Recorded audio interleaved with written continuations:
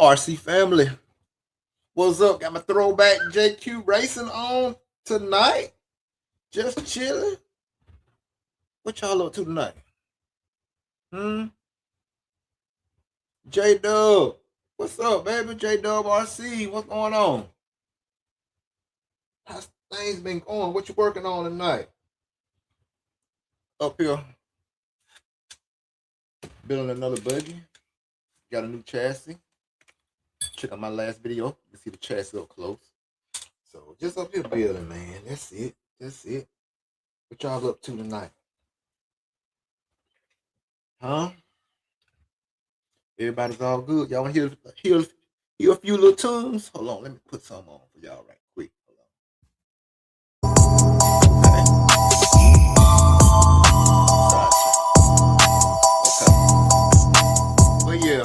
But yeah.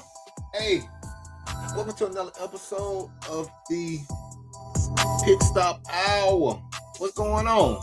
Getting ready for YC's on Saturday, and then back off-road Saturday after. Okay. Hey, man, go out there and do your thing at YC. Go on out there and run, bro. So go show out, man. Go dominate. You got it. We got your back. Your RC family got your back. We support you, bro. We support it. It's all good. It's all good. It's all good. Touring car. I know it. I got you. It's all good. And go out there and run. Touring car. That's how you get good. You can go up the side of the touring car. So yeah. Y'all go share this. I appreciate you. Share this.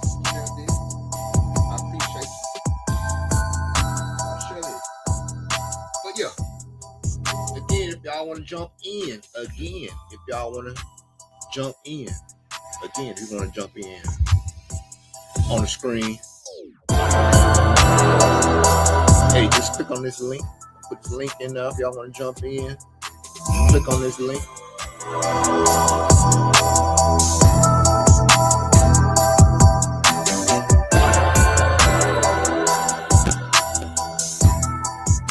But yeah.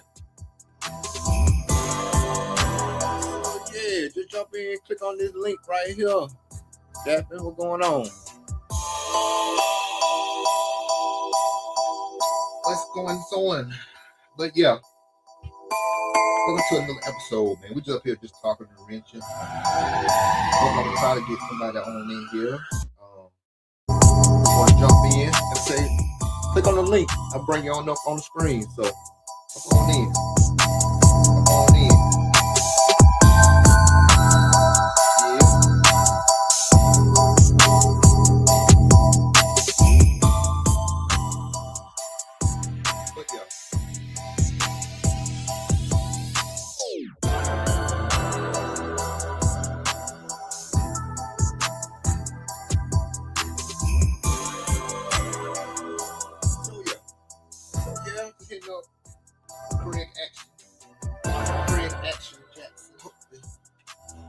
Hopefully he'll check his phone and see. I'm trying to get him to come on in. We've been talking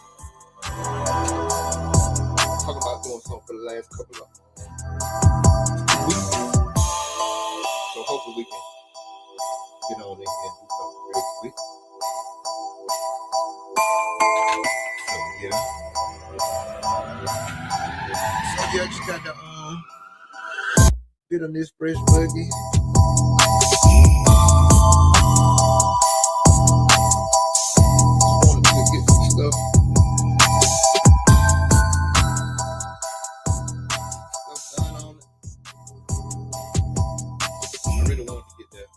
Chassis. Well, the chassis that comes with it is good.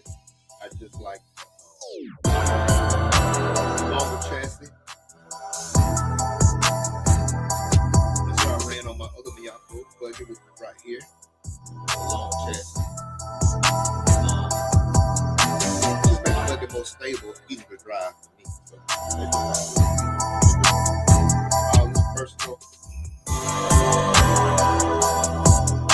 preference.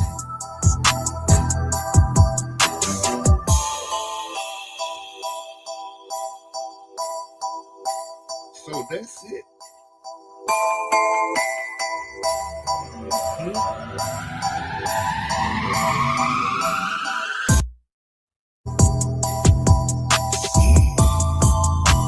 how was y'all day today? Y'all got into the day? Hope everybody had a good day, safe day. Everything went well. Everybody, family, well.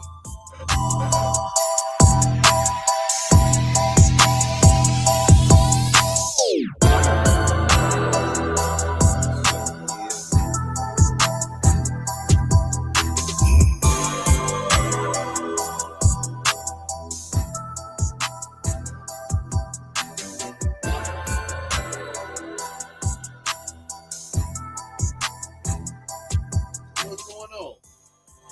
J-Dub. So where the touring car race is gonna be? What's gonna be held at?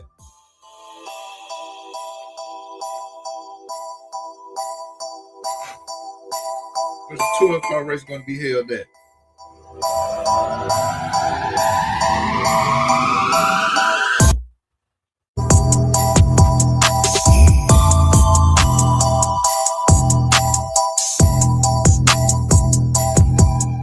It's gonna be interesting, man. You do well, bro. You gonna do well. You gonna do well.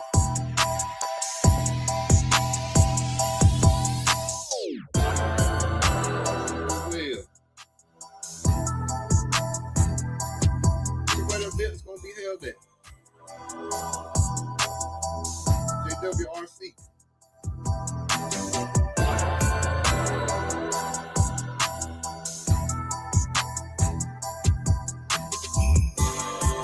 It's hard to hear from the beat. All right, hold on. Let me cut it down. Hold on.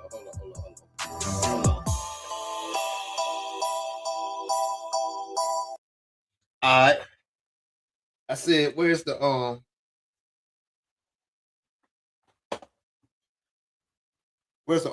event, touring car event? Where's it gonna be held at?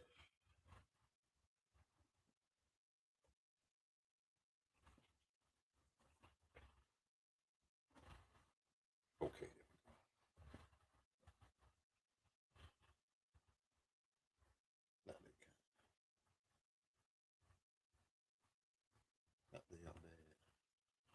Oh no, man.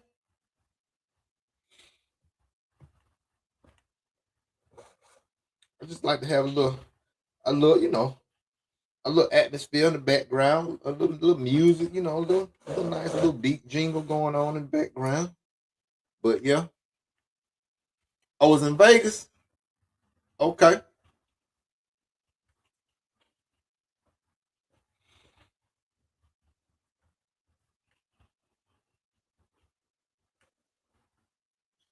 Vegas. Race at the Silver Bowl. Okay. You're gonna have a ball.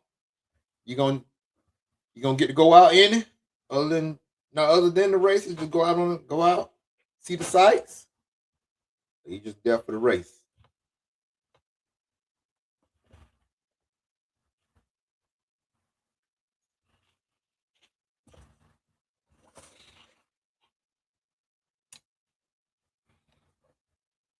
Go on, make a little mini vacation out of it, man. Go on, enjoy yourself. Go on, get out. See what Vegas got to offer. You know what I'm saying? Don't get into too much trouble now, but go on, enjoy yourself.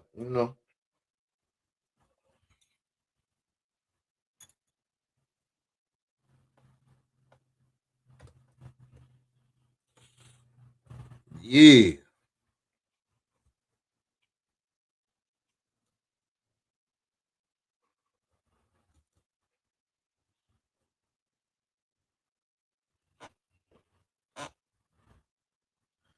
So yeah.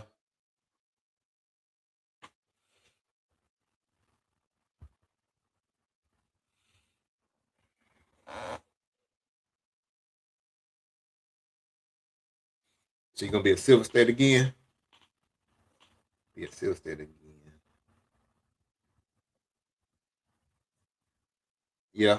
Most of you.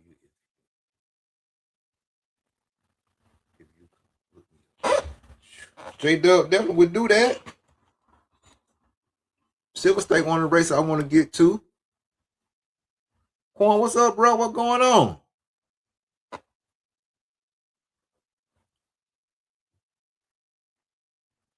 Hey, man. Talking about me and J Dub up here talking about Quan. He got an on-road race, touring car race in Vegas. So I'm just telling him to go out there and just go on race, have a good time. If you can get out on the town a little bit, go on and get out and see what's going on. If you can. He said we would be in a different. It would be a different driving. Okay, this Euro. Oh, you driving a Euro truck, running a Euro truck. Haven't raced on road in over a year. Man, you got it. Ain't nothing different. Ain't nothing different. You got it. You ain't lost the touch.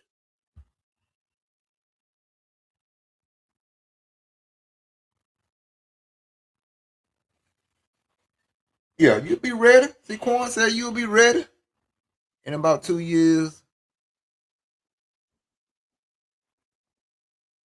for Silver State. Yeah, bro, you gonna be straight, man. J Dub, we got your back. We got your back.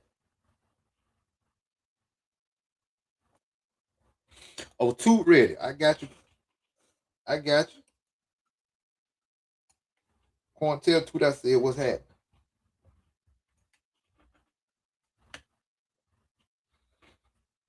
So yeah.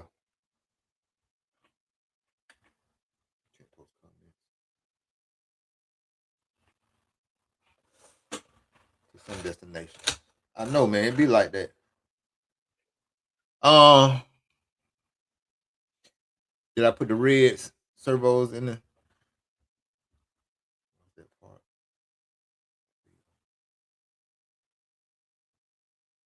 On lock? I did put a red servo in it. So that part will be on lock. Oh yeah, gotta keep it dressed up. I got some too. Hold on, let me show you. Let me show you. I got a little something. I got a little stash too. You know. Hold on. Hold on. Is it this one?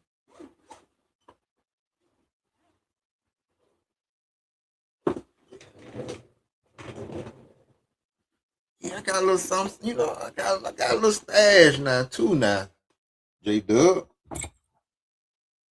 Yeah, I'm gonna boy my big homie Casey Frank a big shout out for you know. Yeah, red servo. Always looking out for a brother.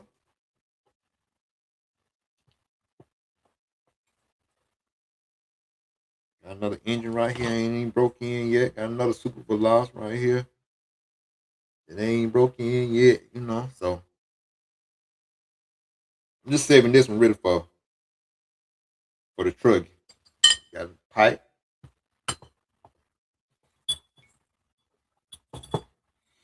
So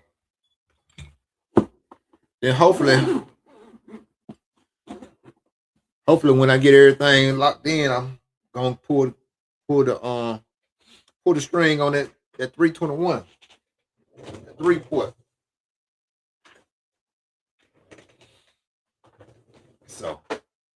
So yeah, man.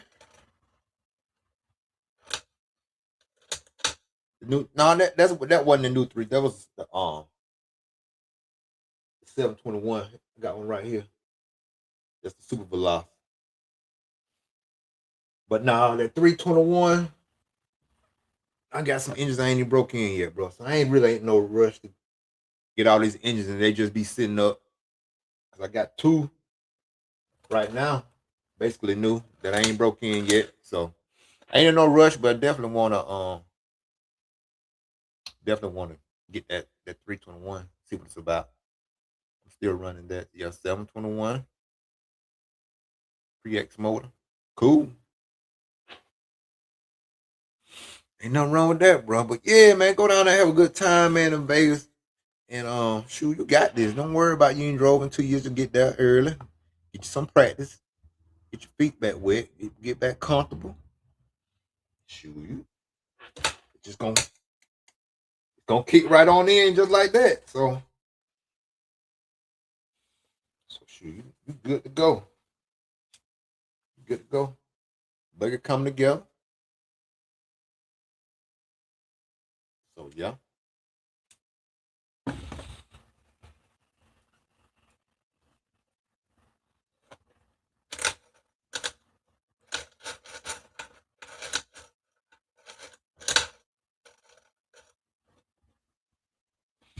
All right. So now, y'all, we're gonna do.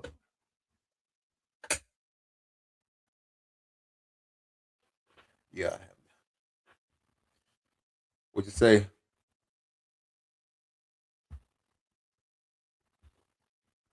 Yeah, Vegas is cool. I've lived here now, so the heat taking a minute to get used to. Ooh, I know that. I know it, bro. That heat ain't playing out there. Vegas is cool. I like it. You had to get used to that heat. That's that dry desert, that desert heat. But it get cooler. I've been to Vegas one time. Definitely want to go back. Definitely want to make a silver state, like we've been talking about.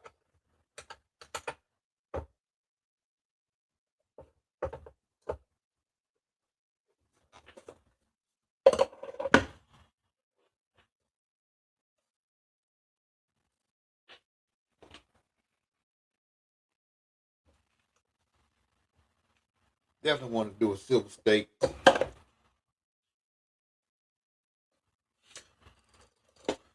So J Dub, so how much is the hotel pricing at Silver State? How much the rooms running in the casino and stuff? How much the rooms be a night on average at least? Just trying to get an idea. What I need to save up.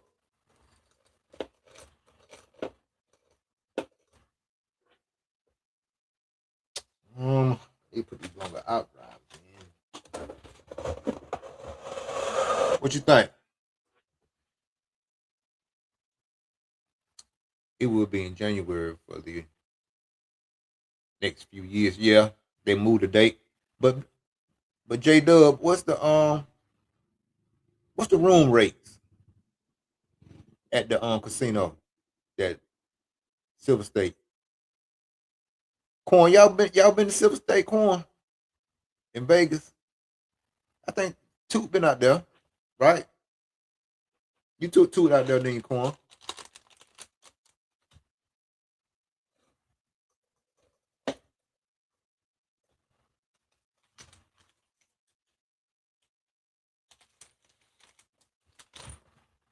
So now,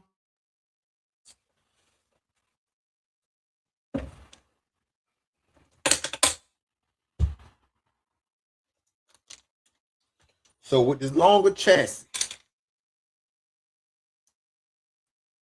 I had to run a little bit longer out drives in the diffs.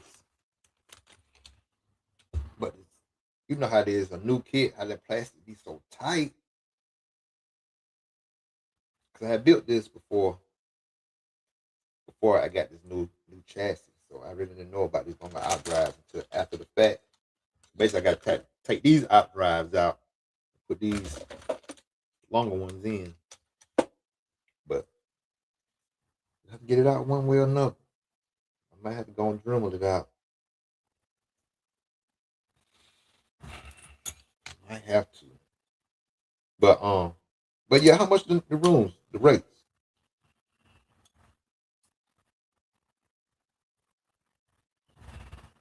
So tight.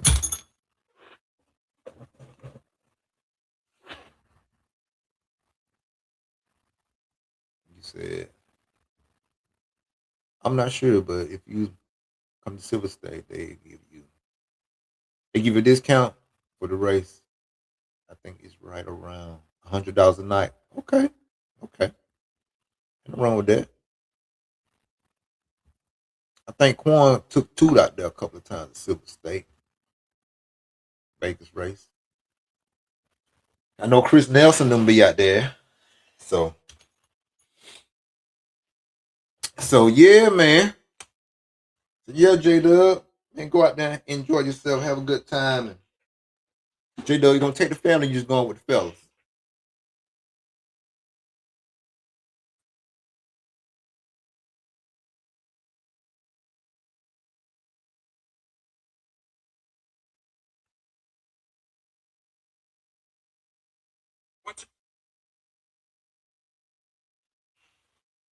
Going with the fellas, or you can go.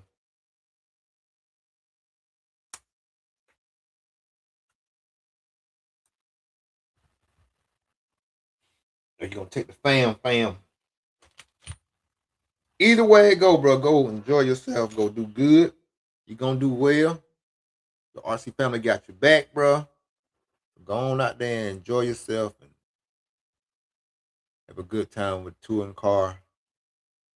the touring car, and then just get yourself ready for Nitro.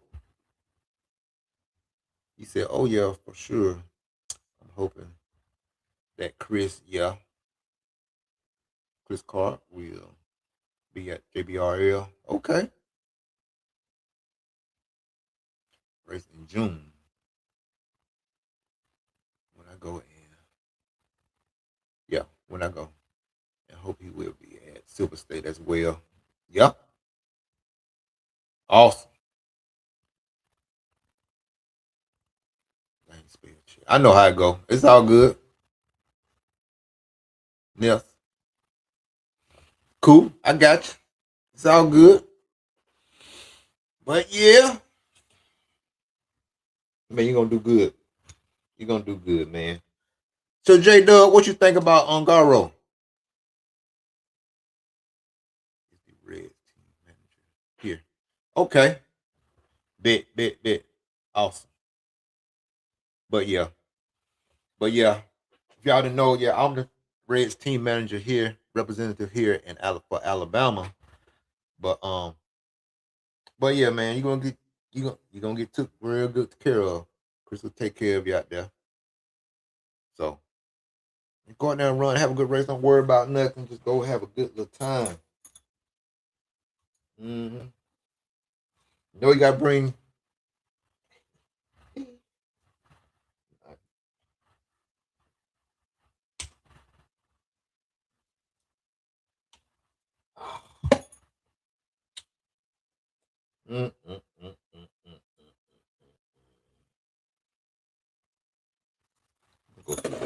Let's do this first.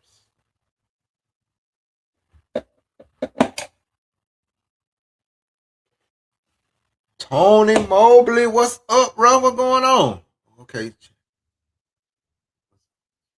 all good.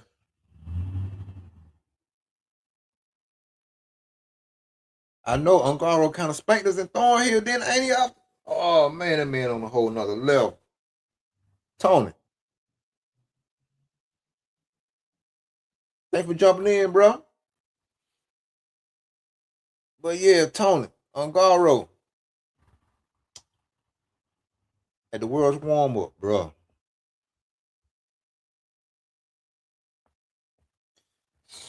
I don't know, man. You know, we want the fellas to do good.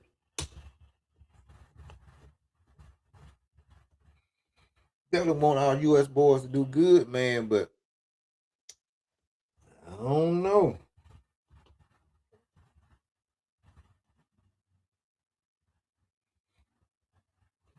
I don't know. I don't know. The way he on fire, I think we're gonna be racing for second. We're gonna be coming second or third. But he can't be beat. You can't go in like that. You gotta go in and just try to run the best race you can. You never know, it's nitro. You never know what may happen. Ain't no guarantees.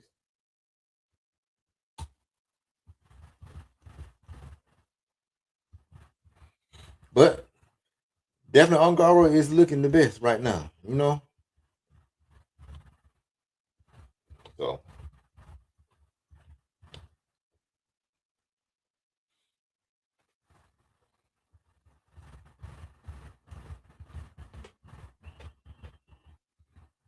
I might just cut these.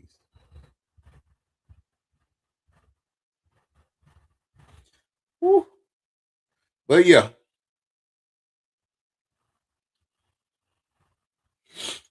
So y'all tell me this. Who would y'all who would y'all like for me to interview? They don't have to be a big name pro. Might be hooked up RC. What's going on? When the trucker coming? Hey man, hooked up. We talked about that today in a little meeting, man. They trying to get this LE limited edition kit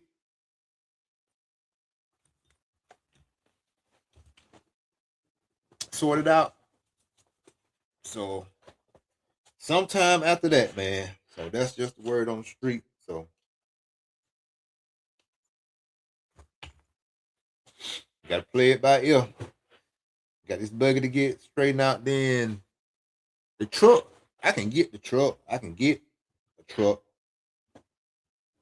and build one, but it's gonna be I have to get a whole bunch of parts from different cars to finish it up. So I'm waiting on the 90% truck to be released. So I want to go hunting for different parts and stuff from different cars to make this match, make this fit, line this up. So I'm trying to hold out a little bit, but we gonna see. We gonna see. But yeah, hooked up. That's what it is. I'm talking about when you get. Yeah, definitely. I'm gonna put, yeah, we gonna build it on. We gonna build it like I'm doing this bug. Build it up online and so y'all can see. So y'all can see just how it goes together, the parts and everything.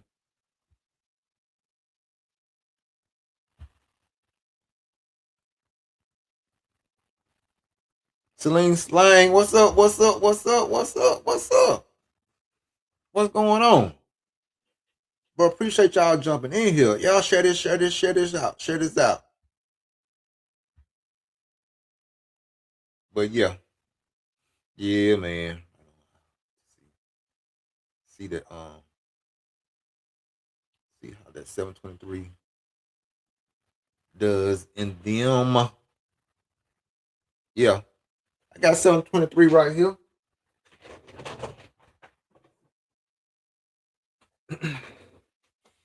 But yeah, I got the 723 right here. That's the Truggy 723. I don't know if you can see it. It's all dirty.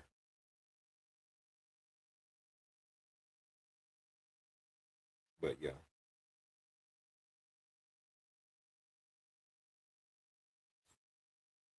So yeah, man. It's been pretty good.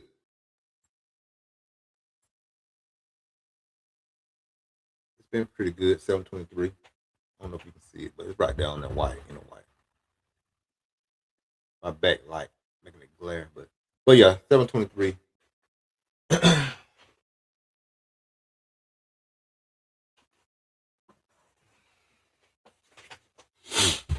So yeah,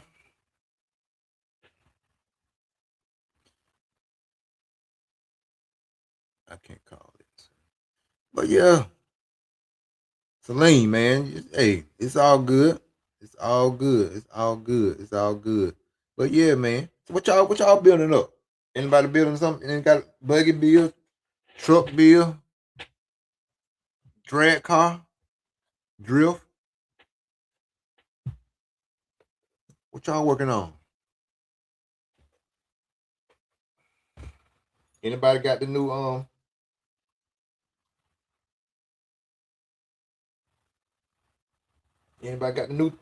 Italian armor? I know we about racing, but I don't discriminate at all.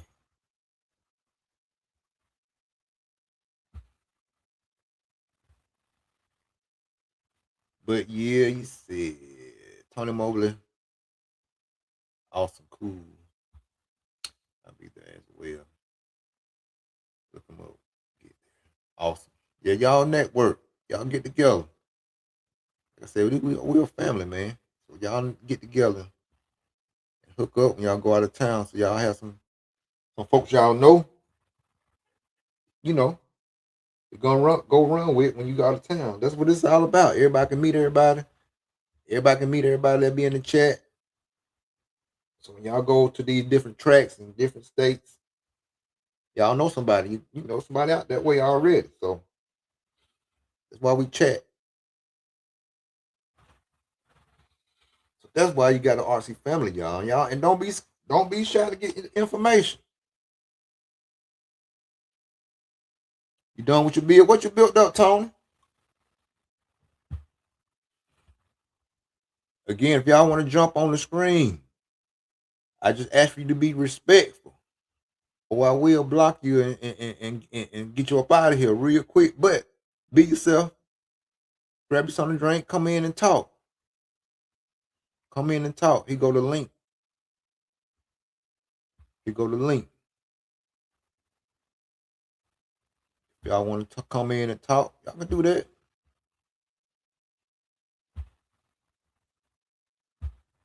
You go to the link right here.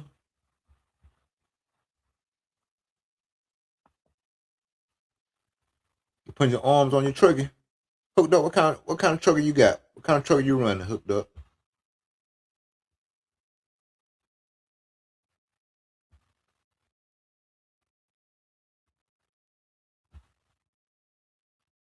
But yeah, if y'all want to jump in, man, you're welcome. Just click on that link. I'll pull you up. Or we can do it in the chat like we've been doing it. So either way.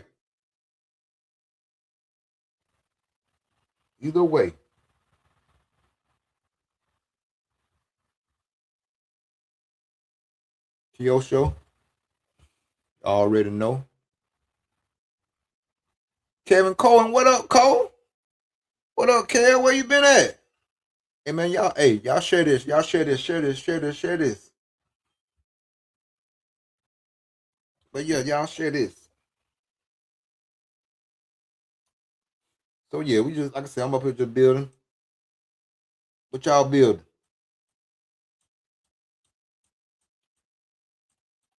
So y'all we got these screws, these center disc screws so long. Look at this.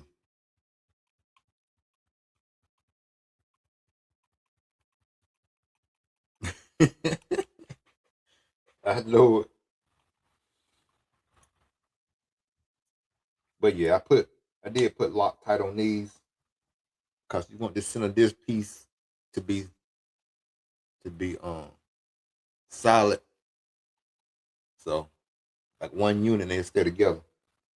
You really don't have to really replace this for the life of the car for real. So that's why you put a little Loctite, make all this solid, secure, and it'll last like that. However long you want your long to run your kit, it'll last.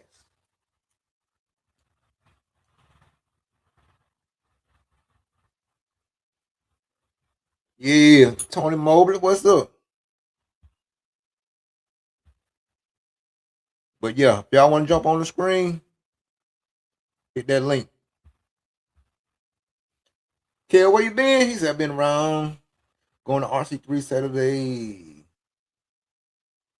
which from switch from a Losi TTR e-buggy to the Mugen e-buggy. Excited to get it on the track Saturday. Man, I gotta work Saturday, man, but I'm coming up that way. I'm coming up that way, Kill. So I'm gonna catch y'all.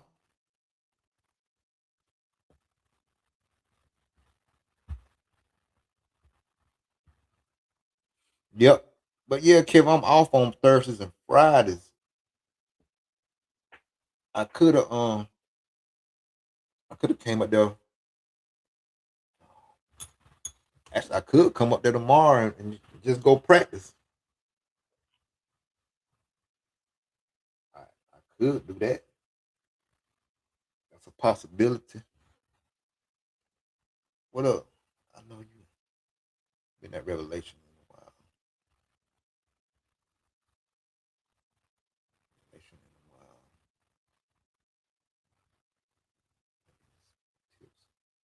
Loose track. Kevin Cole. Wayne, what up, Wayne? What up with you, Wayne? Hey, y'all, hey.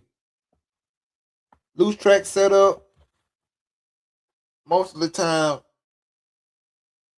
Tony, loose track, you might want to go down on your diff oils a little bit. Like say if you run, um, just say you run 7, 7, 5 in your buggy.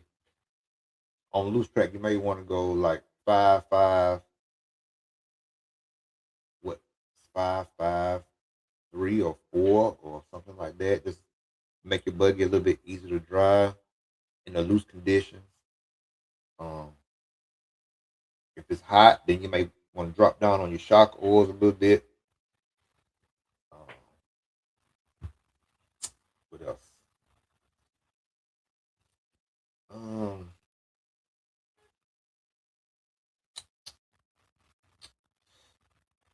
those are some options that you may. Okay, Tony, you was 754. You could go. That's Tony. That really should be a good, a good point right there. 754. But if you feel like it's still pulling too much, first of all, make sure you're on a good tire. Make sure you're on a medium pin tire, soft, super, super soft, something like that.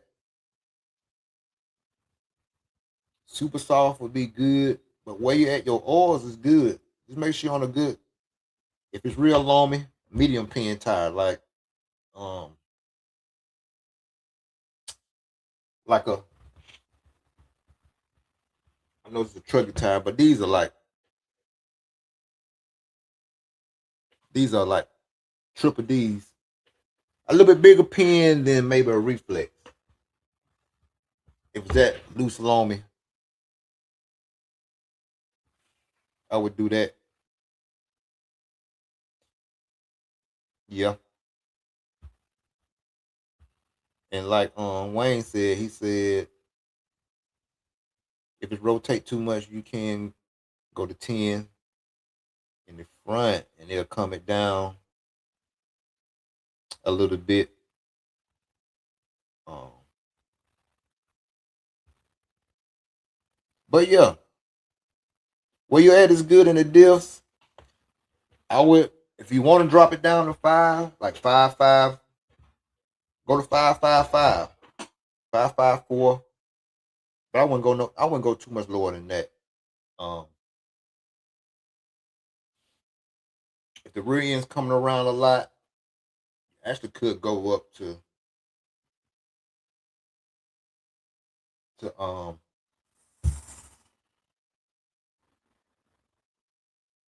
about 8, 7 in the rear. 7, 7, 7 set up would be good. Cause you just want to be having, want to be able to have control of your car. So those those ranges would be good.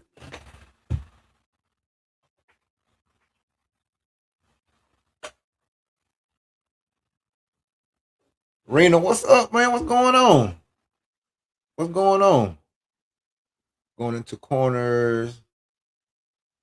Yeah, he said, don't be afraid. Like Wayne was saying, yeah, don't be afraid to try stuff, man. Don't Tony, don't be afraid to drop it down a little bit, then bring it back up. But first, we're gonna make sure first you got a good set of tires on now. That's that works there. Super soft. Go and start with that. And then we'll do the diffs. So doing pretty good, baby. What's up? Back a little bit. Don't take too much. Slow it down a bit. Yeah. So yeah. Try that, Tony. That should help you out. And a lot depends on Pillarball car or C-Hub car. But yeah. But yeah, fellas, hey, if y'all want to jump in on the screen, y'all share this out. Share this out. If y'all want to jump in, again, you're welcome.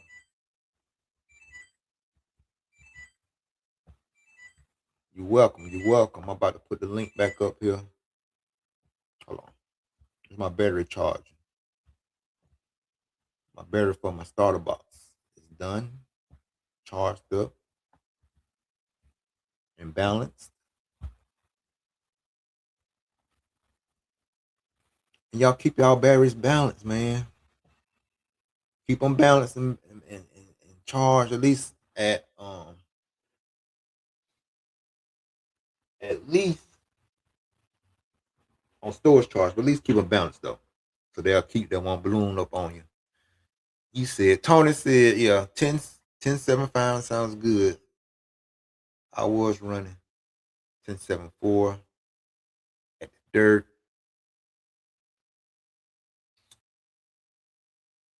But they drive different.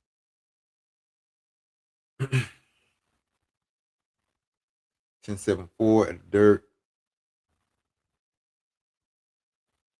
So Tony, what exactly was the car doing? Was it pushing or was it just coming around too fast on you? Was it slippery or did it feel like it was loose? Because if we go heavier oil, if we go above like 7, 8, 10, all that's real similar. 7 gonna be a little bit easier to drive.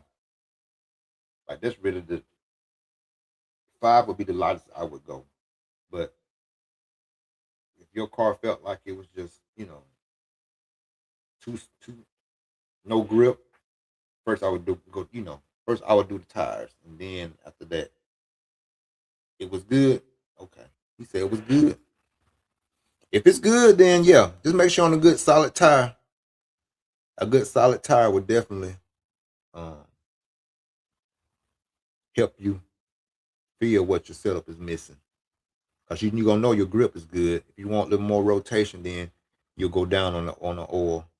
But if it's solid and where you want to be, if the rear is coming around too fast, then you want to go up in the rear to maybe 7 in the rear. So a lot of yeah, a lot of low grip tracks over there. Yeah, it's some here too. Rena, yeah, it's some here too.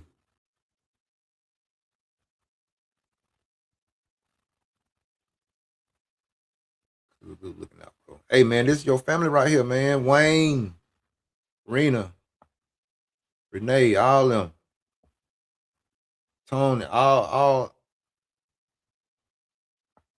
everybody, J Dub, Quan, everybody that's in here. This your RC family, man. We all been through everybody trying to figure out, make the car easier to drive for ourselves and do not. I still ask questions. So there's no bad question to ask here at all. J Dub, I'm currently running 12.5, 12.5, 8, 6 in my Mugen, and it's solid. Yeah, all those good ranges. 12.5, especially on a good solid medium grip. Track 12.5 would be fine. Medium to high grip, 12.5. That's good. 12.5, 8 in the middle, 12, a 12.5, 12.5, and 7 in the middle or 6 is good. Say from 12 out, from 12 down to maybe 7 is good. In the center, I would run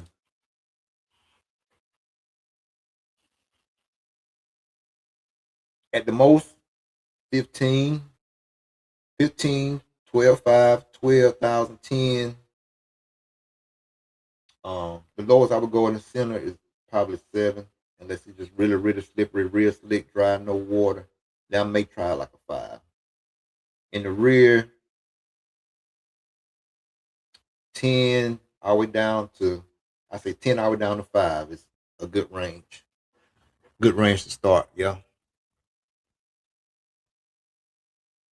Okay, what Wayne? Let me catch back up. Wayne, what you said? You said, okay, if you have too much rotation in the front 10, in the front wheel, I'll really calm down.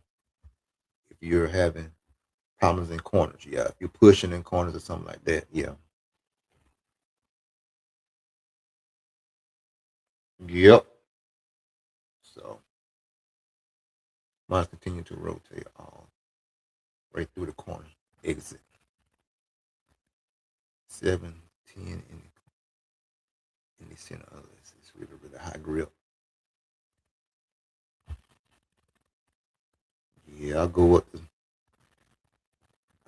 to 15. But my car, you can run a little bit heavier oils than these Miyako cars. But yeah, I like a laser car. So yeah. But yeah, Tony, what you got on there is good. Just try that. Just make sure you're on a good tire. Make sure you're on a good tire. Yeah, that's good right there. That'll be good. Rena, a medium grip.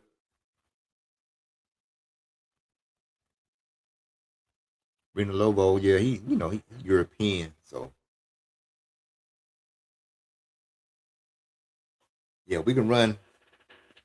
Yeah, we can run Miyakos. We can run up to we can run like 20, 40, 20 and be good.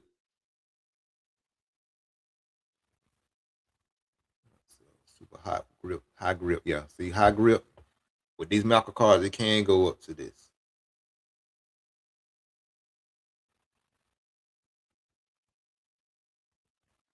22s. Yep. If this laser enter the corner, go 7 and take toe out of the car. Yeah, you can run like 1.5 and your rear toe block. They're free to there that would free up the rear end. It's gonna make it it's gonna make it predictable loose. It ain't gonna make it like just all of a sudden you're gonna break pressure. It's gonna be you can predict it. It's gonna be controllable loose, like you control it, you can slide it, so the way you want it to slide. With we usually run like what 3.0 rear toe down to 1.5, free it up. And some more little stuff you can do. Lower your roll centers, raise your roll centers, little stuff like that. But basically, it's getting the oils. Get the oil straight, you'll be good. Man, if you run high fluids, uh, would never turn. J Dub, you'll be surprised, man. You'll be surprised. You'll be surprised. Like some of these high oils, it feel they kind of some of them do feel like running like our conventional oils, like 7,000, 10,000. There was like 20,000. like 20, 40, 20, you'd be surprised. Your car be more, it'll be stable and it'll still turn. You'll be surprised. That's why you can go like me and Wayne used to talk about all the time. Go on practice days and just go and just try this stuff so you'll know. That's something that you can do in the future. And like I said, it's hot now. So like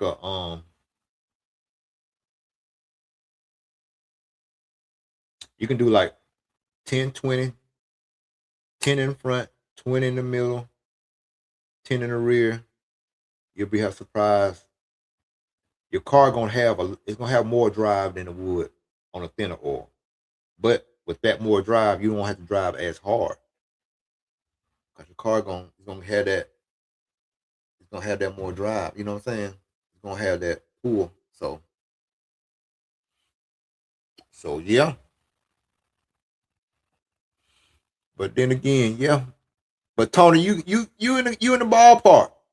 To be honest, you in the right spot. You in the ballpark. Where you at, Tony? For real. Just make sure them tires good, and then go from there. If you want a little more rotation, you can drop it down. If you want to be more planted, a little bit more grip, you can raise it up a little bit more. If you want to be more stable, you can raise it up a little more. Go up on the oil. So yeah, y'all. Like I said, y'all share this out. If y'all want to jump in, like I said, we just up here talking and wrenching.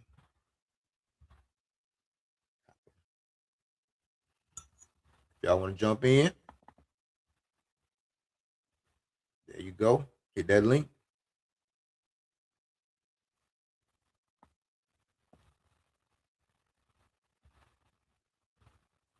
I'll bring you on up in here.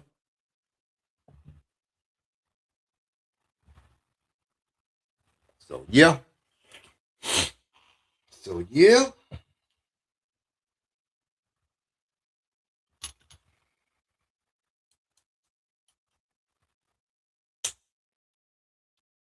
So yeah, man. Y'all share this, share this, share this, share this, share this, share this out.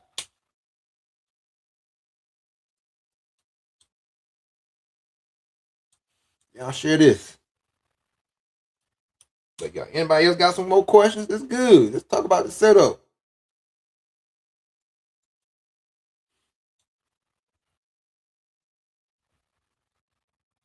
Tony, that's what we here for. We help each other, man.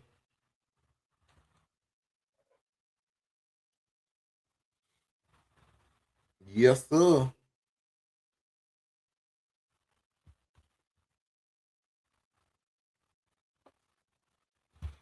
And yeah, y'all want to jump in on the screen, y'all click on this link. Click on the link. But but yeah, like Wayne was saying, he said, I got J-Con question for you, sir. What temperatures and what compounds do you normally run? Well, right now, Wayne, I would run. It's so off and on. I would start off.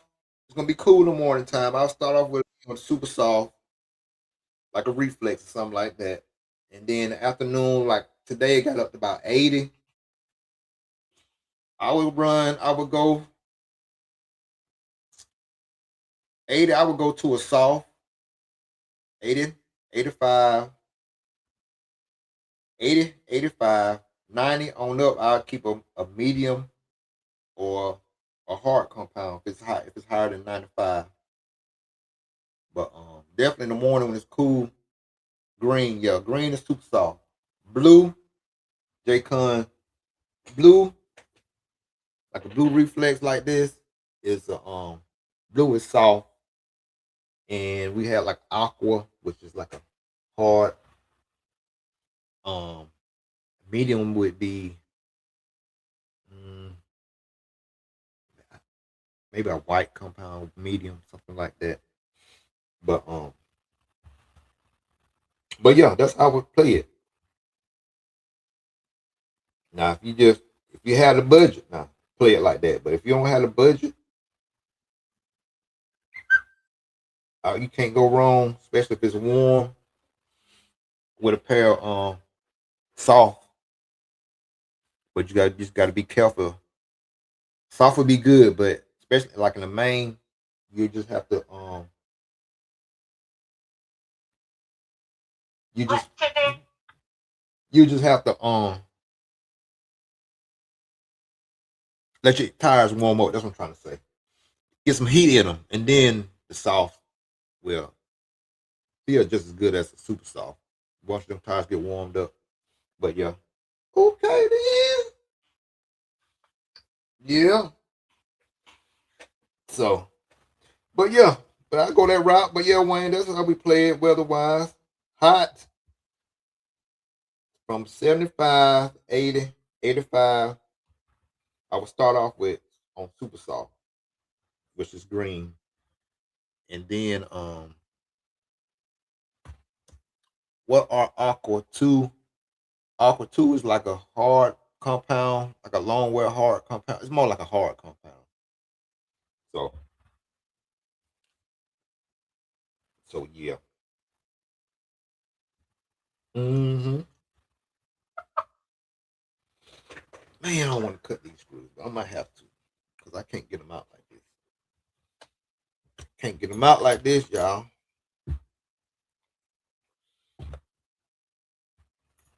Plastic still new, super tight.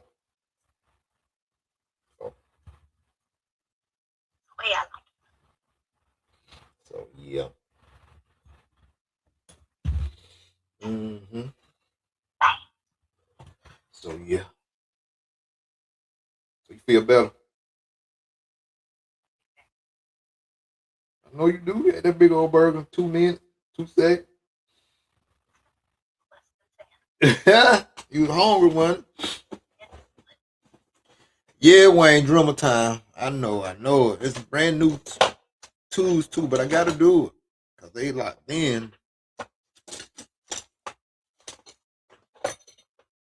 They locked in. Oh yeah. I got if y'all got a Harbor Freight, I don't know how this going this is just a project. I don't know how this gonna work yet. I ain't tried it yet.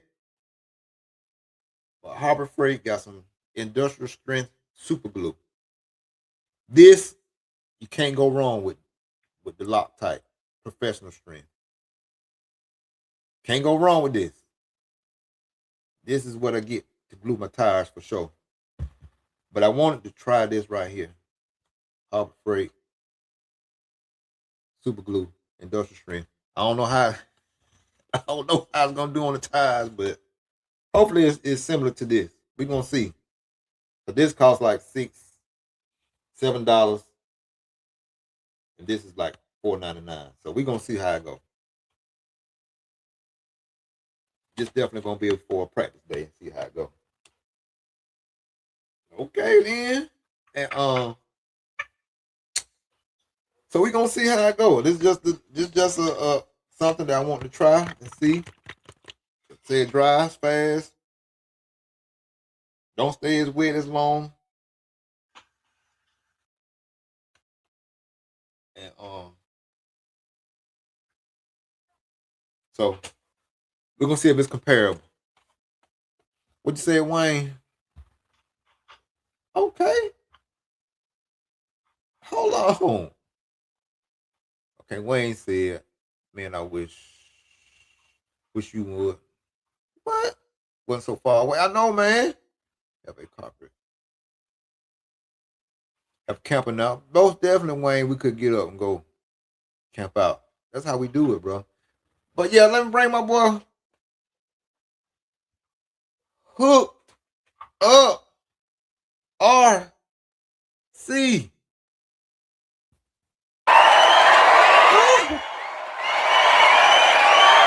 Superstar. There you go. Are we in there? Welcome, man. Man, I've been sitting here talking to myself.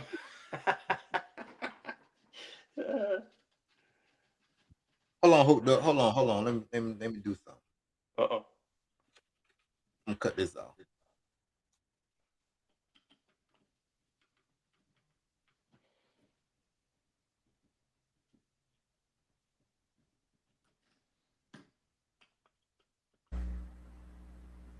Go ahead. You still hear me? Yeah, I hear you now. Yeah. Oh, you couldn't hear me earlier? Yeah. Hold on. Hold on. We got another superstar coming in the building. Hold on. I might have to go back. This is my compadre from across the waters right here. Tim, the bearded one. But yeah, How you doing, gents? Man, we just up here we getting together, man. Getting it together. So what y'all got going on? Working on the truggy. Oh yeah. Okay. All right. But yeah. How's coming along? How the truck coming? Oh, the truck's amazing. Mm-hmm. Yeah. I'll let you know this weekend, buddy, whether the truck's amazing or not. It's nitro. It's amazing. All three of us run the nitro. That's where it's at. Hey man, that's what we do, man. I'll be trying to get them, put them on the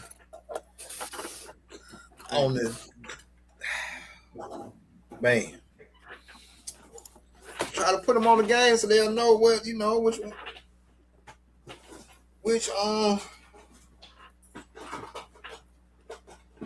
I tried to start a debate in your chat group, but no one bit. Man, I'll be trying to tell them which one to get on, which platform to get on, so they can get that for real feel. But I don't know. I want to know, what is a truggy? Is it a bruggy body or is it a truck body? Where are we at? Where's the debate? Oh man, we're back on this again. It's both. It's a buggy and truggy body at the same time. So it's kind of like the best. We'll agree to disagree, Corey. It's not. What you like, Tim? Truck. There's only one. It is a truck. Truck. You got to cover the front shock towers. It's got to be covered. This looks plenty like a truck, Tim. I mean, that's a truck, dude. Look at that thing. That's a ute. That is a ute. What? No. Tim, that's an El Camino. Come on, Tim. This is a truck, Tim. What you saying? No.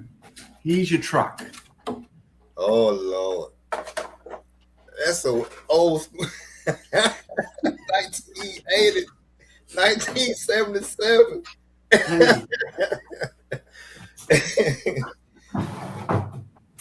Let's go even older. There we go. Yeah. Sorry. Yeah, I got you. That was like the original one. I think I still got one. Hold on. Nah.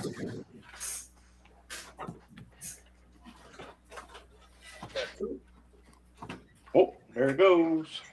Yeah. Got my old school right here, Tim. This one. Nice. Yeah. Yeah. And then had this one too. When I ran the HB. See? Yeah. So the Proline Bulldog body was one of the best that they made. it was. I give you that. It was. It was. It really was. That's all they had, that's all we really had back then. But I had, now this is definitely a throwback. HB. Oh, geez. The original HB body. Yeah. Yeah, this was like the one when Ty Tessman first hit the scene with this. And it was at a DNC or something like that. I think it was Dirt Nitro Channel. Yeah. Yeah. But What, yeah, early 2010s with that body. Right. So we just evolved. Tim, you got to evolve, Tim. Yep. Tim don't want to he quiet. You know he old school, man. So we can blame me being from Australia and we're just so far behind that we haven't got there yet. that's what it is. See, that's why the water, when you flush your toilet, the water go in reverse down where Tim at. So yeah, that's the one. Yes. But yeah. So what y'all got planned this weekend? You gonna hit the track, Tim? And yeah, we've got a race meeting tomorrow. It's probably our biggest one locally that we've had in a while. So we've got 51 drivers and 73 cars. Yeah. So we've got a long day ahead of us. We're going to have 3 rounds of qualifying. Yeah. And then 3 finals for each electric class. And then 45-minute final for nitro truck and 45-minute final for nitro buggy. Okay. So we're going to start at 7 a.m. in the morning and we're going to finish at about 7:30, 8 o'clock at night. Get it all done in one day. That's it. It'll be a good race. Yeah, it will be. We're lucky enough to have a natural surface clay track here, which ends up being a medium to high bite, with no treatments or anything else on it. It's just the natural clay. Right. And and so at my local track is where we had the 2018 Worlds. Okay. Where Ongaro won his first World Championship. World Championship. Awesome. So yeah, y'all gonna have a big. Yeah, it's gonna be a good turnout for y'all. Yeah. We've only got a small racing scene in Australia compared to you guys. Like I did some math, and I think Georgia has got more races in it, racing 8 scale nitro than what we do in all of Australia. Mm-hmm. Awesome. But yeah, well, yeah, definitely, man. Y'all have a good time, man, and get the guys out in Australia. Get them. What's the temperature there, Tim, right now? We're just starting going into winter, so hang on. Let me convert it for the American audience. What are we at? I'm gonna say we're in the sort of 60s at the moment. Okay. It's cold. Yeah. But when it's 108, I'm in my element. But at the moment, 60 is a bit cold. 60 is a bit cold. Yeah, but I mean, y'all gonna love it, man. It's gonna be awesome, though. Just get everybody back out and getting everybody out back outside and just getting everybody going and y'all getting y'all track up and going. So it's gonna gain that much traction. And oh, hang on, I've just done a full conversion. I'm incorrect. It's only 55 degrees at the moment.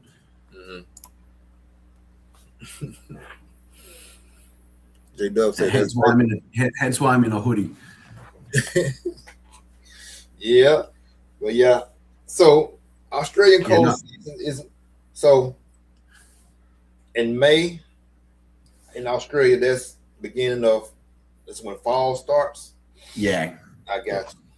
Okay. So Vegas weather is beautiful as far as I'm concerned. I would live well in Arizona, where it's just a nice, lovely, dry heat, no humidity, just hot. That's fine with me. Yeah, that's cool. That's what's up, man. But yeah, so you excited getting back out there? Yeah, I am.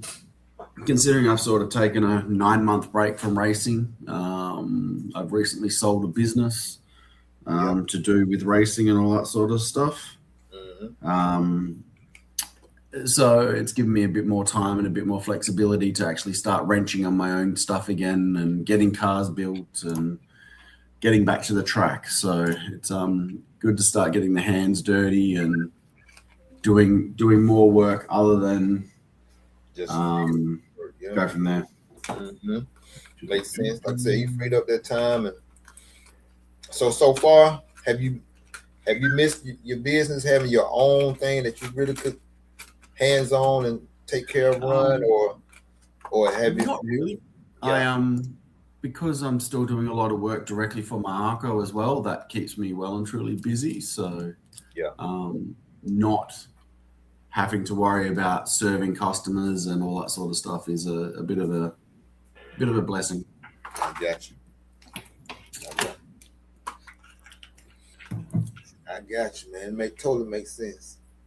There's a less burden on your head, and like I said, give you some free time, spend some more time with the fam, and yeah, I think my ARCO's taken up all that spare time, so I'm not getting that spare time with the family so much. So, so it just went somewhere else. Yeah. You get rid of something and fill it with something else. There you go. Be like that. So yeah, so hooked up. What you got going on? You got something going on this weekend? Yeah, there's a local race going on, and I've been testing some arms on these truggies, and so for this weekend, I'm taking the test arms off, and I'm just going back to X-ray arms.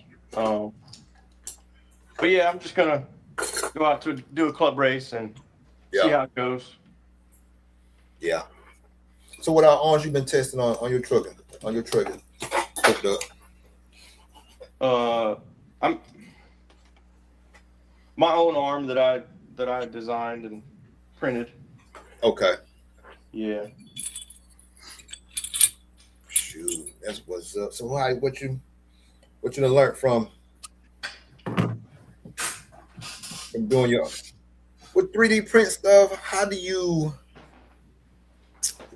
Is it? I know it's a way that you can make certain 3D printed stuff more durable than others. How do y'all do that? How does that work? A lot of it comes down to the material that you're using, but also there's different ways to print things to make them lighter weight or stronger. But sometimes, this arm, for example, you can make it stronger in one axis, and it might end up being weaker in another axis. So there's trade-offs, but there's things you can do to adjust, not just how thick or how thin it is, the orientation of the print, how many outlines you have going around, like the perimeter versus what's solid, or maybe not solid in the middle. So there's a lot of stuff you can play with, and I don't know. Everybody will say a whole bunch of different things, but I think the beauty of it is you can do it differently and test it yourself and see how it goes. So you can when the printer spits out the film and it's a really small line, you can make that line bigger or smaller in diameter. Right. Some people might say bigger is stronger. Some people might say smaller is stronger. So again, for what you're doing, you kind of just got to play around with it and see what works. So I've been having a lot of fun with that. So okay. Yeah. Okay. That's what's up, bro. Because a lot of times when you do make stuff more stronger, in a sense more thicker, it also can make it more brittle. You know what I'm saying? So exactly. Yep. Yeah. And I think I've discovered that what I'm doing is probably more brittle than it needs to be. And so I'm trying to play with different filaments and different infill amounts to make it less brittle. Gotcha.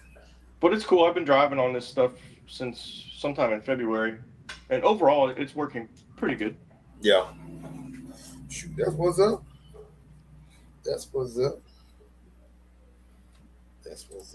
Tim, so explain a little bit more about this new steering plate, the steering Ackerman plate for the buggy. So you said J.K. was saying that with the 2-hole. Hang on 2 seconds. Hang on, I'll grab them for you. Okay. I've actually got some here. I got you.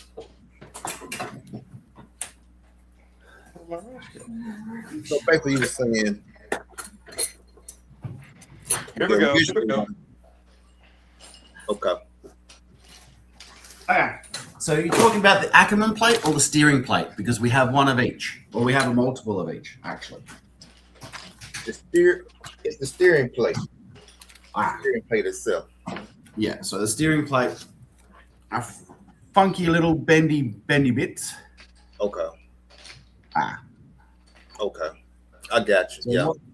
So what he's done from the traditional Marco one is we had quite a small insert, and the small insert can be quite fiddly at times to have fit in certain places, or if you've got fat fingers, it gets a bit difficult to be able to keep the insert in there while we're putting the ball stud on and all that sort of stuff. So he's changed the design of the plate and gone with some bigger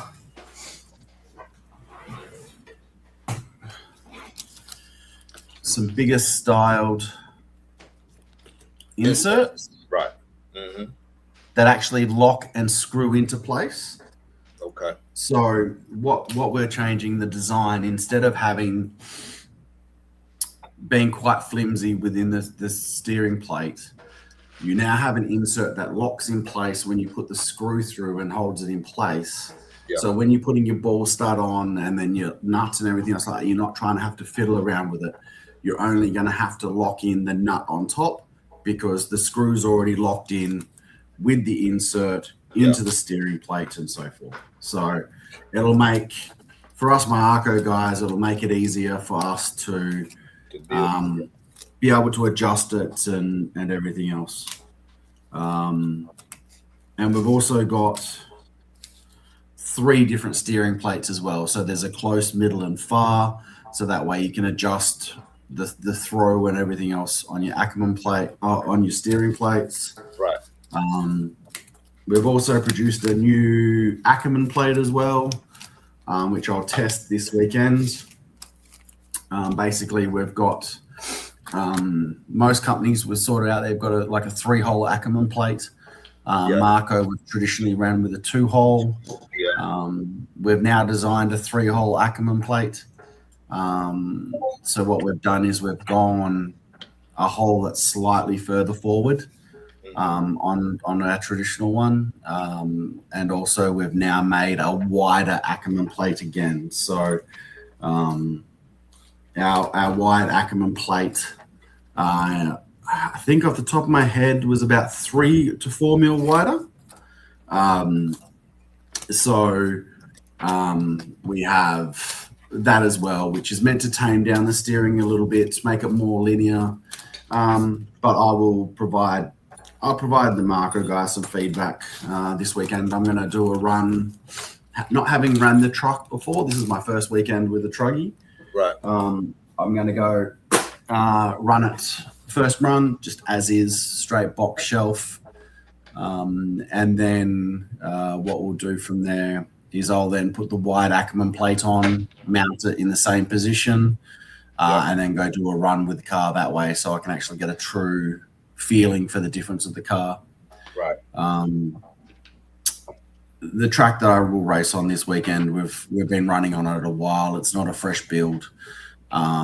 We know that the grip level is pretty consistent and the track stays pretty consistent throughout the whole event. We do water our track every fourth heat. After the end of every 4th heat or 5th heat, we will water our track, so that way it brings up the grip level. We will have we'll end up with a black groove on our track, even with only 70 cars on it throughout the day. We'll end up with a black tire groove by the end of the weekend. Yeah, it should groove up. That's plenty. That's plenty to run. Yeah. You know what I'm saying? So yeah, you should have a nice good groove. Yeah, so we don't have. So I'm out west of Australia. We don't have any oiled prep tracks or anything else like that here. For 8th scale, for 10th scale, we have an AstroTurf track, and we also have a sealed sand. Like it's fine beach sand that they've sealed with a polymer, and basically provides a high grip track that doesn't need watering, doesn't need blowing off, doesn't need any maintenance. It's sort of almost like a BMX track sort of thing with that high grip. Right. Yeah, so that's our 10 scale tracks out west. On the east coast, though, we do have multiple oiled high grip tracks. So if you keep an eye out for those that are interested, you can look out for the Asian Buggy Championship if you've seen that. They just ran on basically bitumen oil is what they ran on in Malaysia. Yeah. So without the bitumen, just the oil that they used to stick it all together, that's what they ran on. Ultra high grip. I think Pecco was in the vicinity of running like 80,000 front oil, 150 to 2,000 weight center, and then another 80,000 in the rear with the buggies, with the Marco. So the oil levels are definitely up there for our cars anyway. So it's running on all different types of surfaces and stuff is really fun. Yeah, definitely fun, man. That's how you learn. And yeah, that's how I've learned the drive period, running on all different types of surfaces, and then just keeping that data, either writing it down or just remember, this section was at this track at this time. It was high grip, so I know teach you how to adjust. So adapt. So it's good. It's a good experience, different type of textures and stuff. So yes, sir. So yeah, man. Tim, what shock pistons are in your truggy? 6 by 1.3s. Okay. Okay, 6 hole. Yeah. There's pretty much every chance I'll be on 8. I'll be on 8 holes by the end of the day. Why you figure be on 8? Just how the grip gonna come up? Or? Yeah, how the grip level comes up and all that sort of stuff. Yeah. Awesome. But yeah, so. I got some 5 holes in my shocks right now. I need to swap them out. I don't know if I'm gonna go 6 or 8. Yeah, so I've gone 6 by 1.3 front, 6 by 1.4 rears. I use the ultimate pistons mainly. Yeah. I do use some of the TRC stuff. Yeah. Sounds good. So pretty much from everybody else that's been running truggy, they've been on 6 holes or what? I'm the only one with a Marco truggy in WA in this part of the country, and we've only got one other Marco truggy on the east coast. 2, sorry. Truggy class in Australia isn't very large. Yeah. We've got. Let me check. I'll disappear for a second. Asian Buggy Championship, Pine Hills. So if we have a look, so the event I'm going to in July, we're going to have a total of 225 entries. Yeah. Of those 225 entries, we have got 14 nitro truck. Okay. And 28 electric truck. Everything else is buggy, is either electric or nitro buggy. Gotcha. So truck class is really expensive to run in Australia. I know the tire costs over there are a little bit better, but by the time those tires get shipped to us and everything else, import taxes and everything, we're looking at easily over $100 US a set. What? That's insane. But yeah, I get it. So it's what we do. We love our sport, and we do what we need to do to make it work. It work for sure. Yeah. But yeah, do y'all do like a spec tire when you do trucking or something to help you guys No, out? we do have a couple of series out here.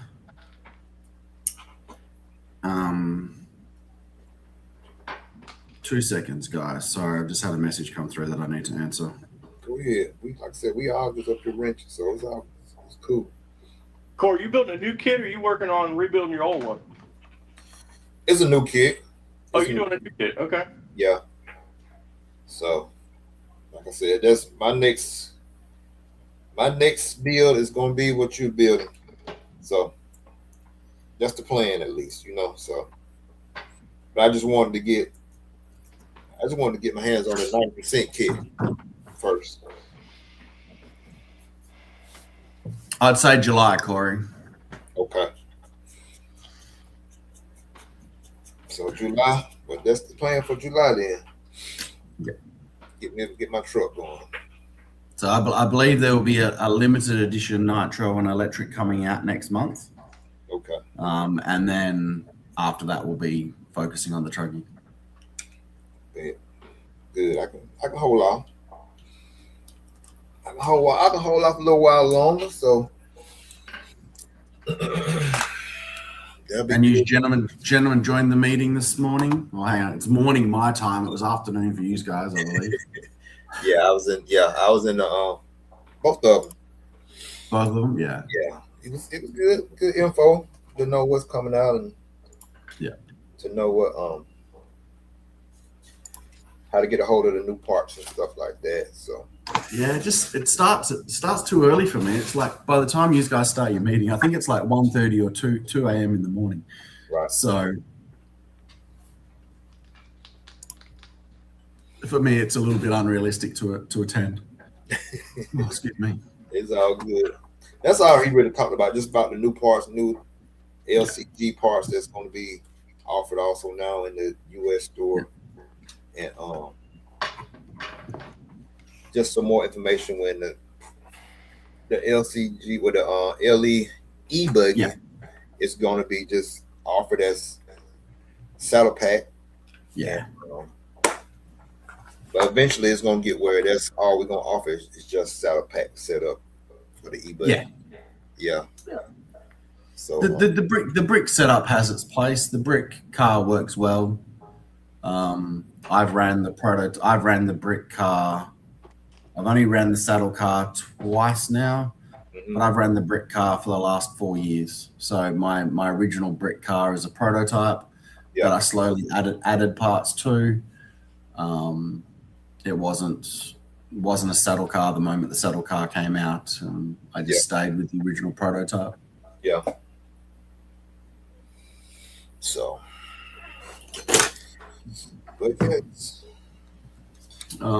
but yeah, back to spec tire stuff. It'd be interesting to see what your followers believe. Like, should there be more spec tire 8-scale racing? Nope. Should there be more spec tire 8-scale racing, or keep it like it is? You run, or keep it open like it is. Open.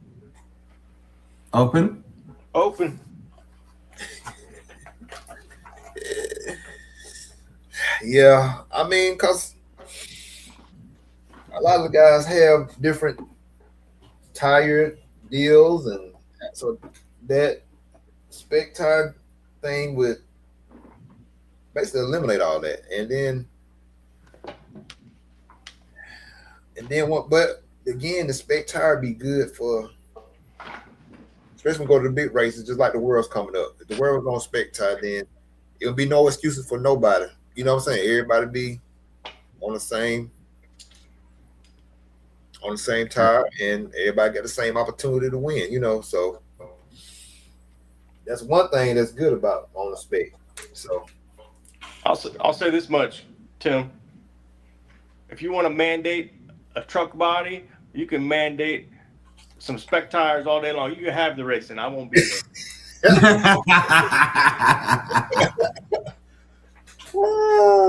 You can have 2 types of truggies. You can have hooked up one run, rung, or all the rules in the world. Hey, Look, it's not that I want to mandate truck bodies. I'm just not a fan of the bruggy body. It's my personal preference. Like I know I'm going to have a parachute when I take jumps. I get that. That's a risk that I take. But yeah. Maybe one day I'll put a bruggy body on there and I'll be converted. How about this? What about the 8-scale short course? That's a closed body. Oh look, I think if we can make 8-scale short course popular, I think it could be a good class. It's going to be more durable as long as the tire provided. Look, yeah. He said, as long as the tire provider is provided in the entry fee. In the entry fee. Yeah. That's how he did RCGP one year. Yeah. That's how RCGP was, especially with the RCGP 2 class. They had spec tire. We'll keep an eye on the RC Pro-Am race coming up next weekend. They might have an 8-scale short course class. I think it would be popular because the 10th scale short course, I think, are just a little bit too light for what they are. And if it is a breezy day, they get blown about. They're a lot harder to drive. I think the weight of an 8th scale short course will enable that prevent that a little bit more and just give you that little bit more stability. Mm-hmm. Yeah. But again, it's all down to personal preference. I don't race 10th scale. I have, but it's just not for me a preference. I far prefer 8th scale over 10th. Yeah. Me too. But I will run 10 if I ain't got enough, I will run. Just run time, man. No. And I'm definitely more of a nitro guy than an electric guy. Yeah.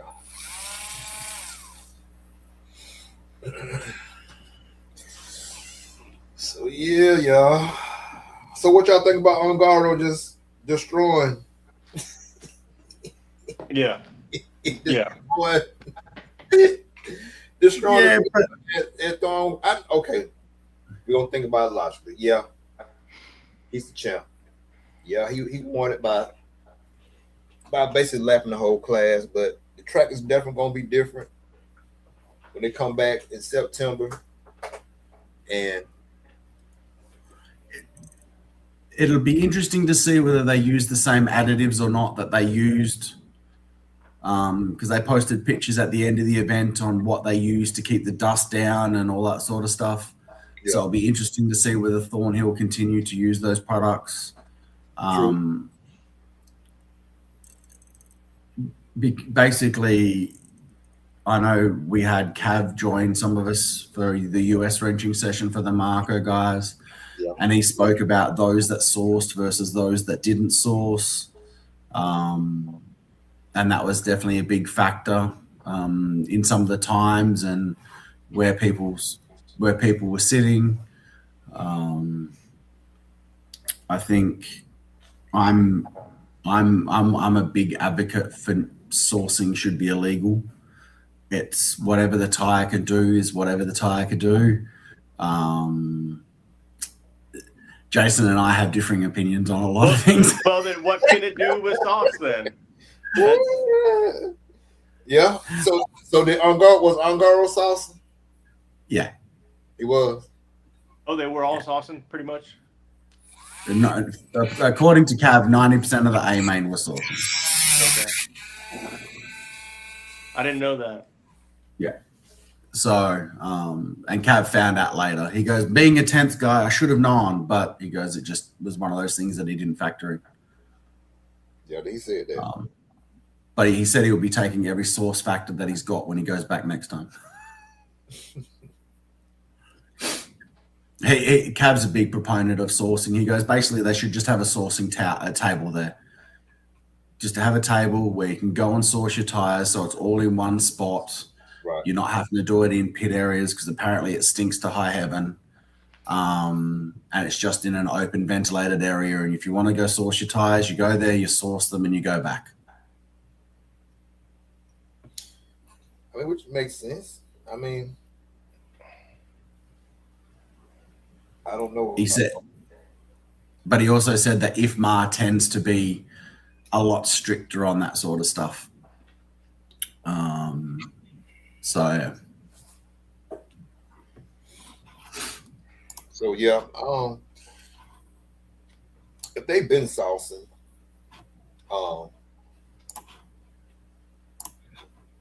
but the thing is, they haven't been saucing at the World's events, but they've been saucing at Thornhill, at their regular race events. So since it's on the IFMAR, then that should go by what IFMAR say, yeah, shouldn't be none. Yeah, but I don't see how him saucing is gonna make a big difference in.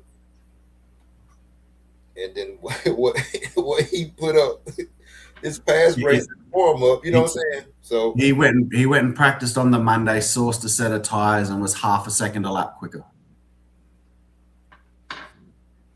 Who, Cav? Yeah. Oh wow. Wow. That's how much difference the source made to the track. Yeah. So Ongaro would have beat him by 1.25 laps, not 1.5. Yeah. Okay. He would have been a whole, he would have got lapped as bad, so. I think he would have been closer to the A than what he was. I got you. I know I feel what he's saying. I get what he's saying. So, but it's gonna be interesting to see how everything gonna unfold, and it's gonna be a good race. I don't really remember the results, but did 2 and 3? Did they have a pretty good battle? Who was that? Nah, there's still a gap. There's still a gap between 2 and 3. I think there was a lap between 2 and 3. Oh, so I think the results were Ongaro did 104, Polito did like 102, and then someone else did 100. I think like there was.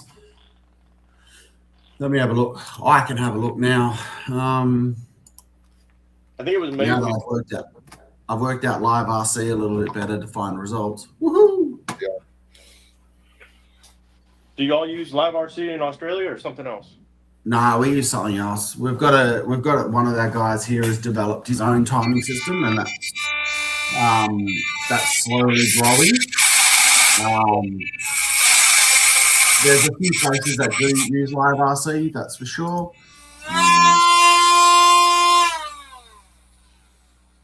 Yeah. Okay. Finals results.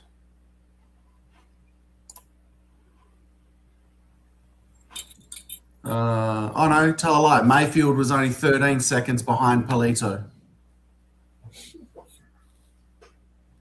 And Fuller was another basically 15 seconds behind him. And then Rivkin was a lap down on Fuller. So Davide did 105, Polito 103, Mayfield 103, Fuller 103, Rivkin 102, Rose 102, Lemieux 102, Fee 102, JC3 101, Barufalo 101, Wilson 99, Fend 52, Van Dalen 24. Yeah.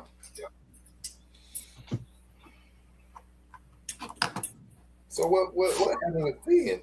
Why Finn was so off the pace? I think he ended up having some engine trouble,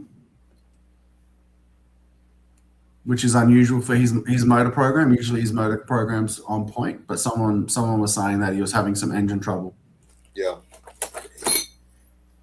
That's weird though. Like I say, his motor's been running fine, 10 minutes, no problem. Yeah. And I run the same motors and I don't have issues. So, yeah.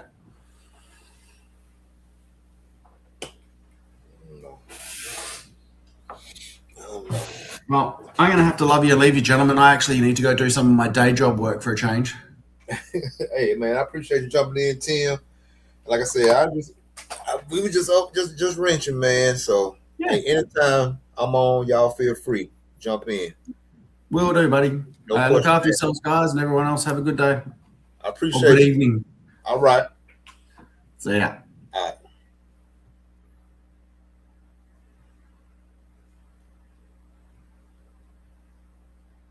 So yeah, hooked up. So, but yeah, I think these worlds is going to be. It's in September, so I think it's gonna be good. It's gonna be good. But I just think everybody got a taste of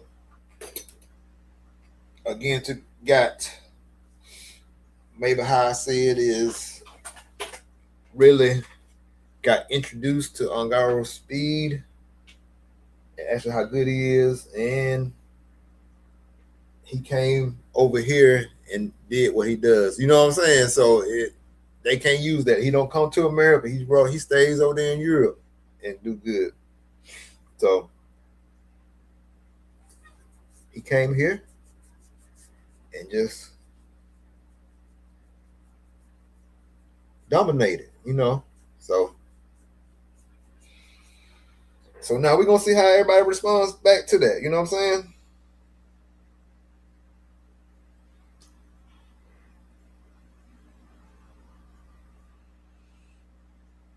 So yeah. Hooked up, you muted. You got the mute button on. you got your hands dirty. Yeah, I'm here. I was talking, but yeah. I guess you didn't hear me. What's going on in the chat? I guess I can't see it when I'm in here. I guess I'm not technically on YouTube now. I don't know. Yeah, just people talking about the tires and stuff like that. And then some like J Dub was talking about when we was talking about the tire that about having a spec tire, and then they was talking about basically he was saying that you run into like the tire issue like when Lutz had running too small of a tire, or like there was in the rails when the J Concept tires were at the end of the run, the diameter was under the rule. You know what I'm saying? Thing. So that's one thing we would have to look out if we did do like a spec tire, or that's one thing that we would have to pay attention to. So,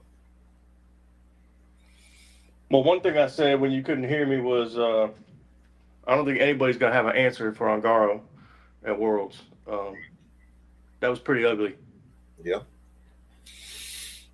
that was a wake up call. Just a wake up call. That's it. This man for real. For real. He's legit. So that's so hard to believe too, because I mean, think about the guys. Think about the guy that got last place. Like, I don't want to speak for you, but I'm pretty sure both of us will never be as fast as whoever got last place in that A-main. You know what I mean? Exactly. So, yeah. To be that much faster, I don't understand how that's possible. What at that level, how do you get that much better? It doesn't make sense to me. Right, and then if you saw the interview, he wasn't satisfied. He was saying, "Well, we're gonna stay in practice and find some more speed that I believe I can have, but the car felt okay, but still, I believe he was just saying basically he was saying he probably could find some more advantages to the car to make it that much better for him.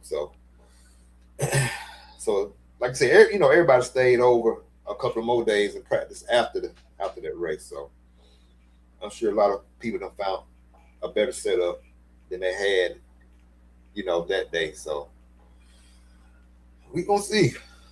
But yeah, that speed is unreal, man. Yep.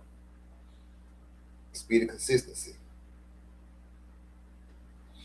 And it's funny how these engines and tires can only grip so much, and at that level,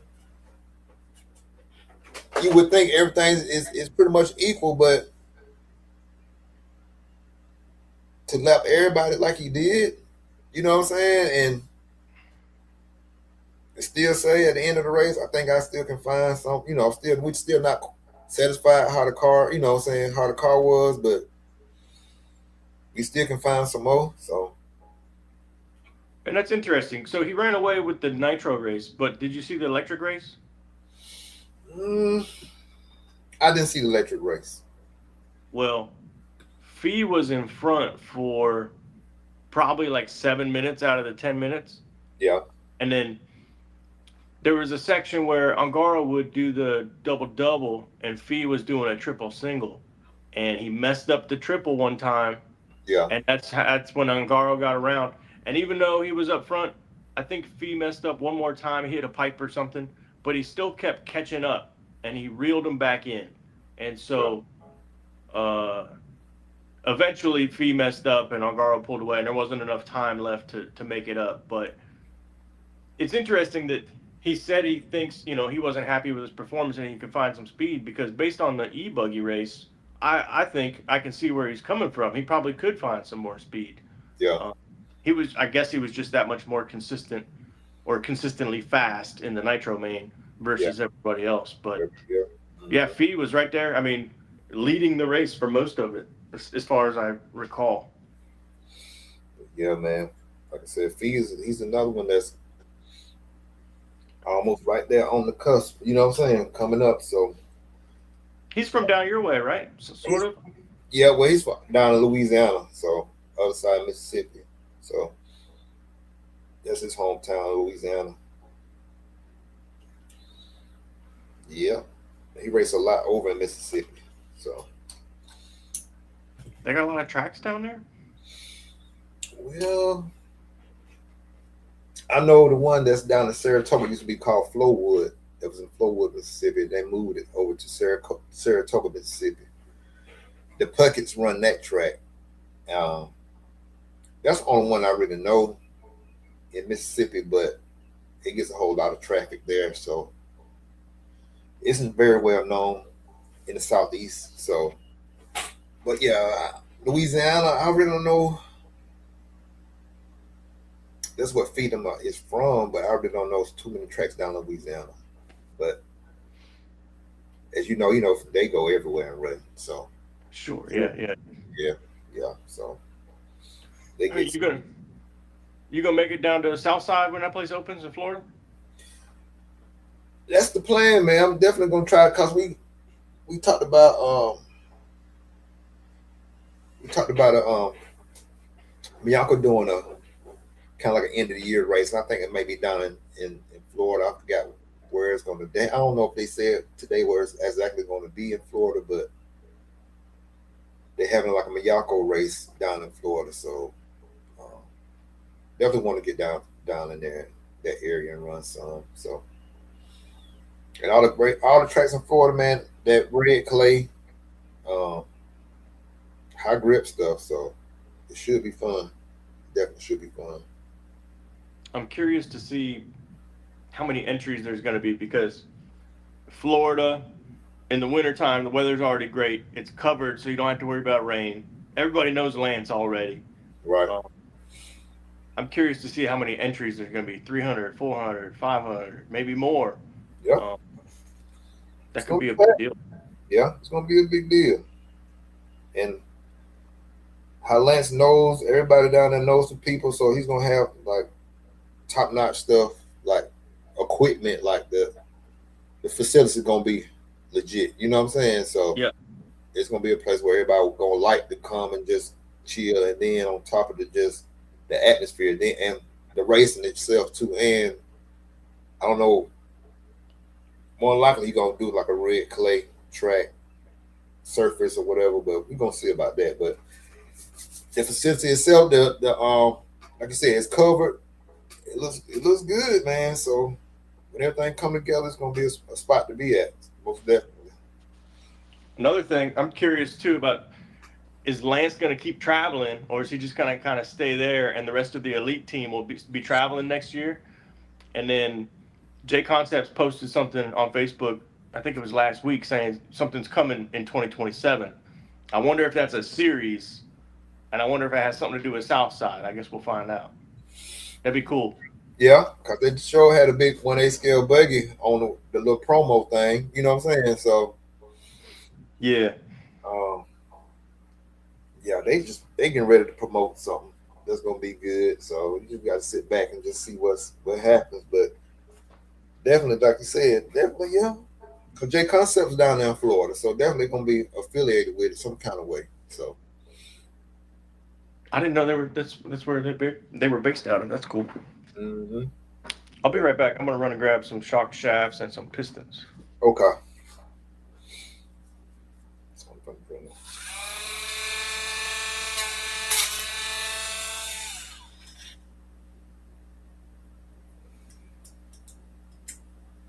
I need to put some up on this.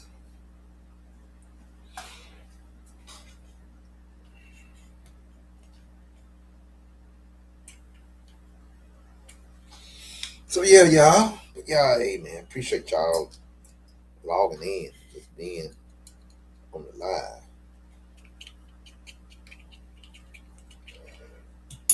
Appreciate your hearts and family.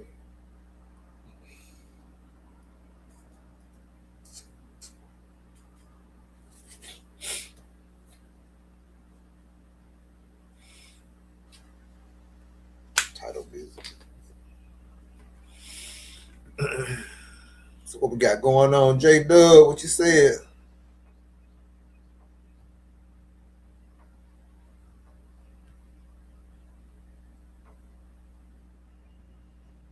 See, they should make a track like Silver State, and it blows out. Well, that's what they're doing down in Florida. Land's gonna make it pretty much. Well, it ain't gonna be like Silver State, but it's covered with a roof on the top of it, but it's gonna be outside. But it's gonna be definitely gonna be like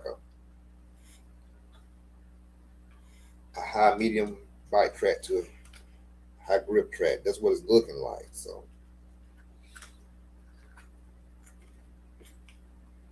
J Dub, you might come down here to the southeast too, man. I'm definitely gonna come out down on the West Coast. I got a brother that stays out there in the Bay Area, so I gotta get out there.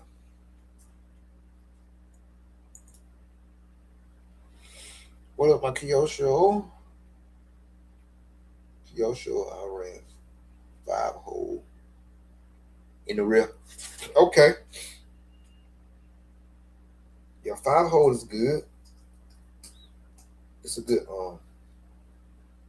especially on loose medium grip. 5-hole is good. 6-hole is more responsive, Tony. Make the car a little more responsive than the 6-hole.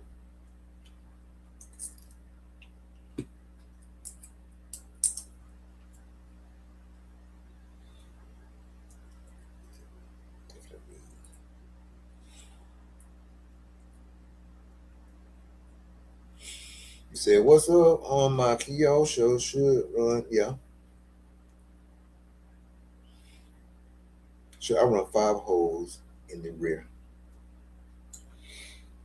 Yeah, start off with 5-holes.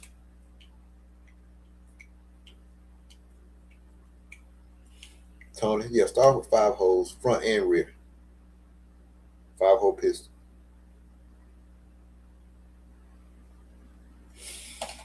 JW said, wife and I will be traveling to a lot of big races here in the next year or two. But yeah, JW put AMS on your list and put Wicked Weekend on your list. That's gonna be in Georgia. Wicked Weekend, that's a good one. AMS is good, a whole lot of track time with buggy and truggy. PNB is okay.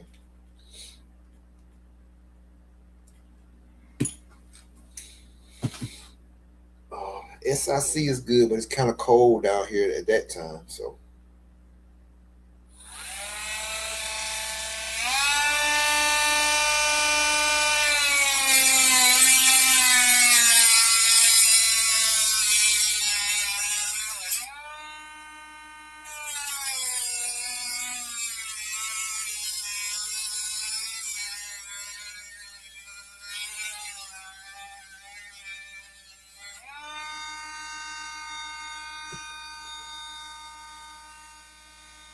Yeah, J Dub, that's a good one to go to. Both of those are good.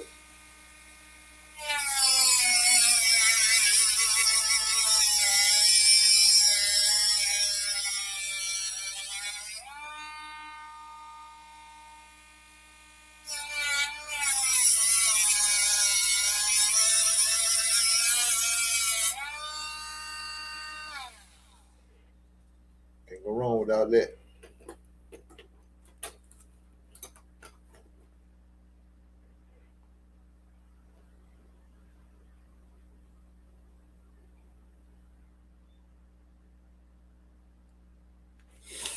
But yeah, y'all.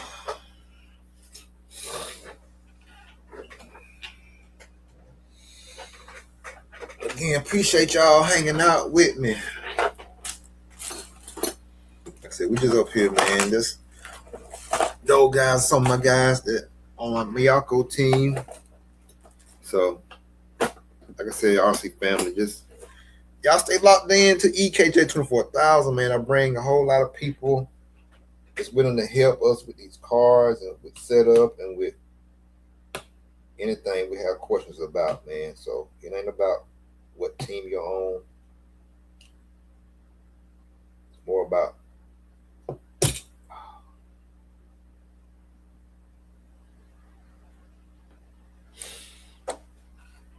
about being a help. You know what I'm saying? Helping each other.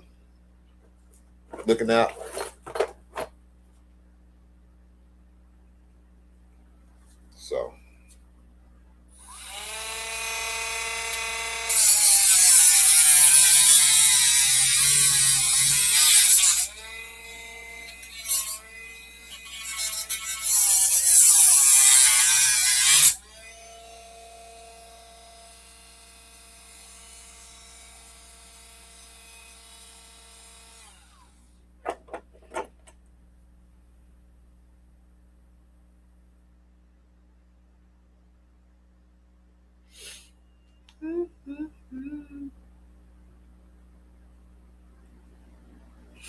So yeah.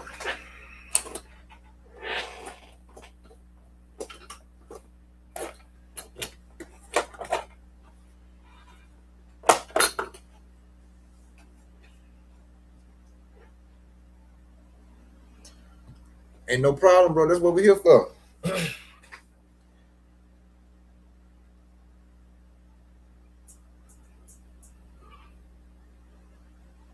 Right, tight, left, loose.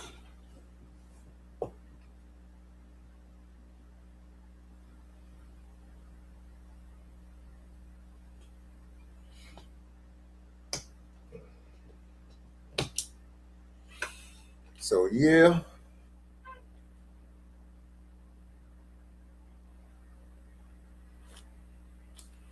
Dap and more blessings to you too.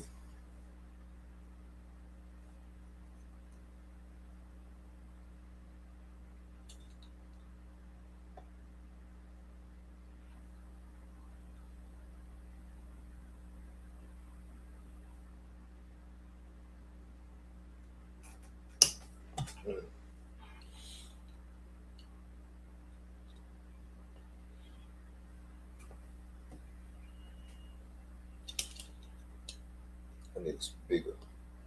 Flathead.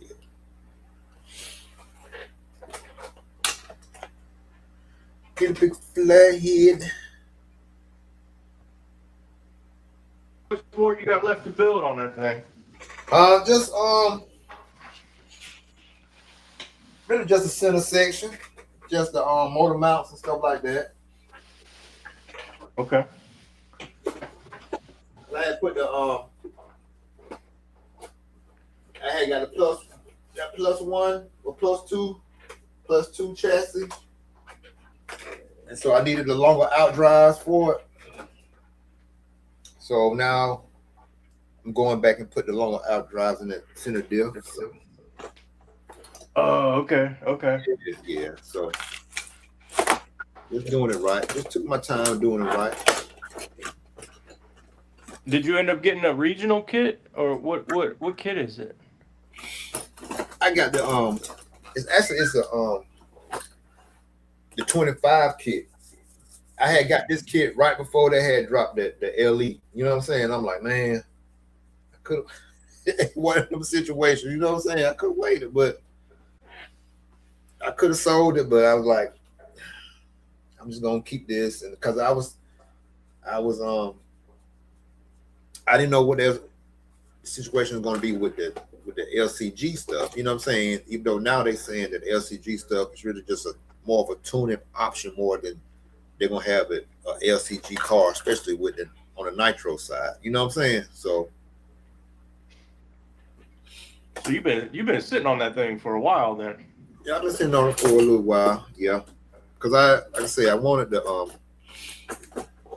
I could have used the original chassis, but I wanted to say that because it just had my little name engraved on it and stuff. So I wanted to just put that up like on the wall as like keepsake. You know what I'm saying? So yeah, that's cool. Yeah.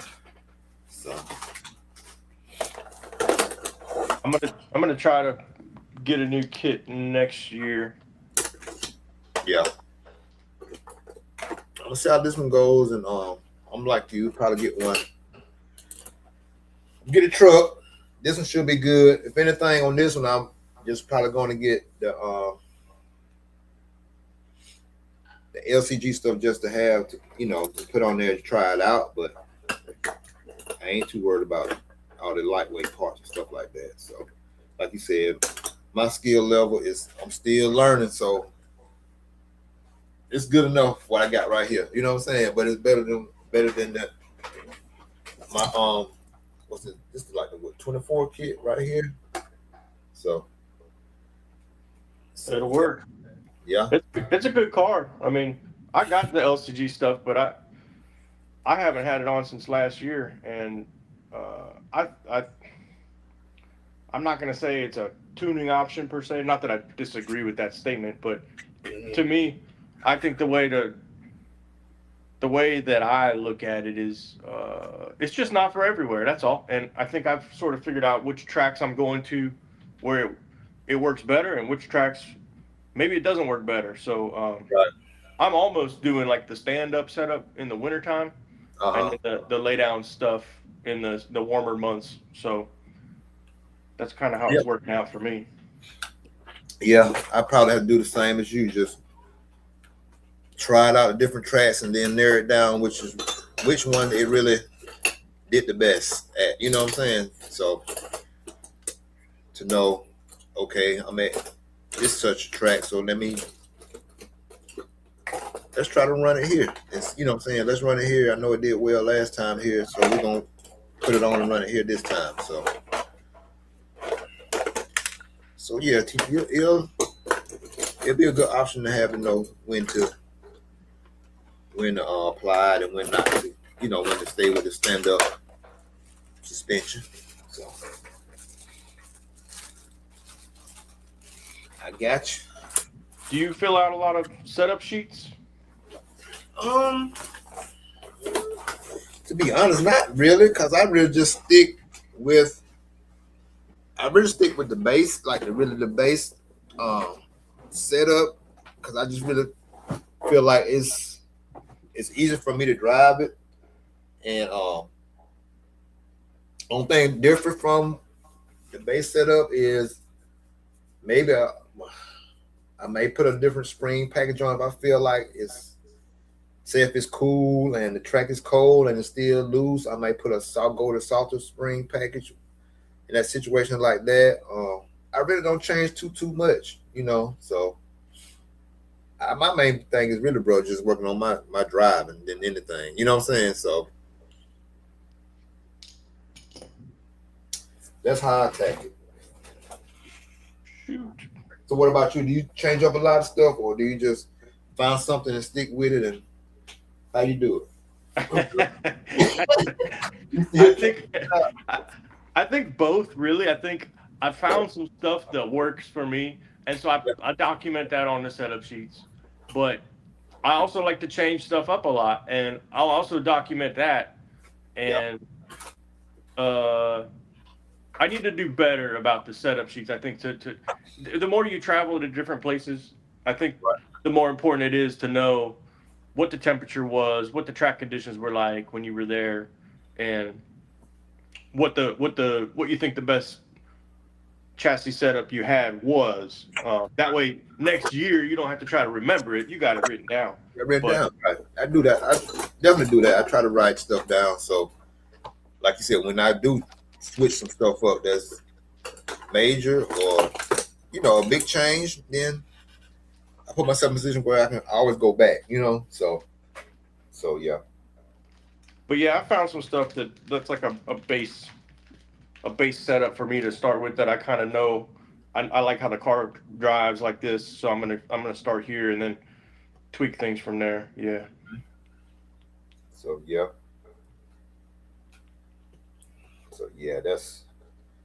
That's basically how I do it. I just get me a good solid base, and then like I say, I tweak springs or sway bar or something like that, something simple that I feel like I need a little more grip or I need the car to loosen up. I do that. I may do a little bit of arm height if I have some stuff like that. If I need some more grip.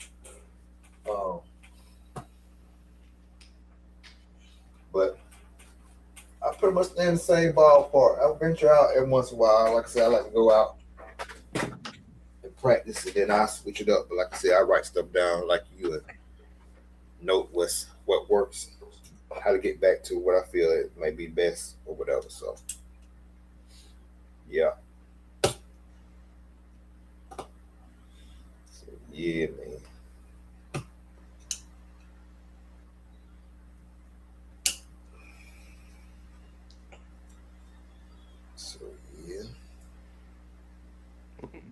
Like right now, I'm building some shocks. I should write this stuff down before I forget.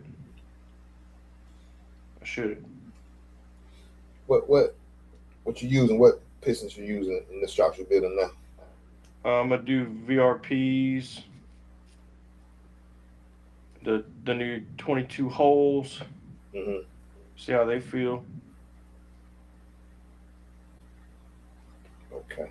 But you got the different color washers that you got to put on there, right? And the fluid. I never remember what fluid I put in here, so I got to do better. Yeah, write that one down. Yeah. I might know it tomorrow, but beyond tomorrow, I do it. Nope. It's a whole different ball game. Out the window.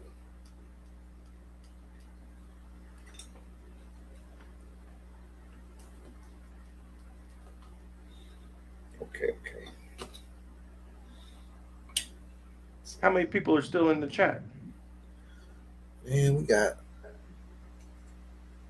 it's about 8. It's about 6 in there right now. 6 folks. Nice. Yeah, man. That's cool. People started coming in. I think the same time I joined. Yeah. Yeah. We got up to about 12, 13. So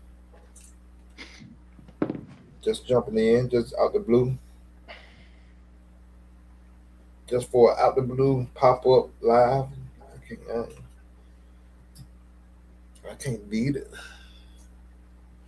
Like I say, I don't look at the numbers that much. I try to make it, entertaining and make it, interesting. But as long as somebody come in, they get some help out of it. That's the main thing. You know what I'm saying? So.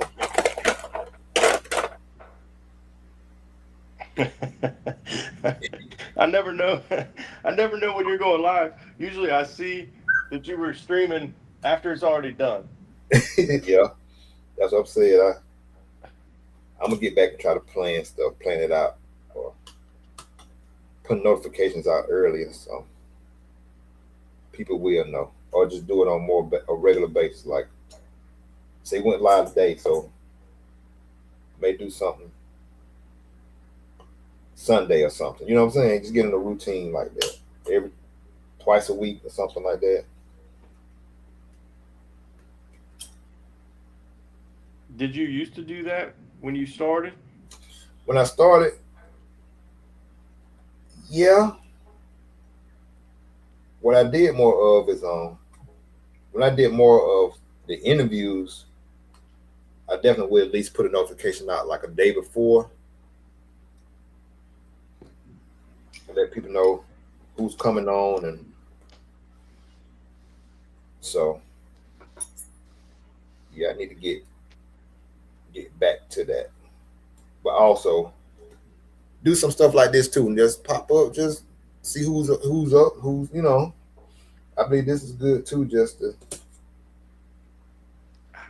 get some people in that just want to just come in and talk and just ask questions about different things. And so, because I do like 2 different little segments, like the pit stop hour is just more for like us just to come and just talk about anything, and then I have the RC lounge is more of an interview type, show. So Yeah, I think I found your channel when you had Ty Testament as a guest. yeah.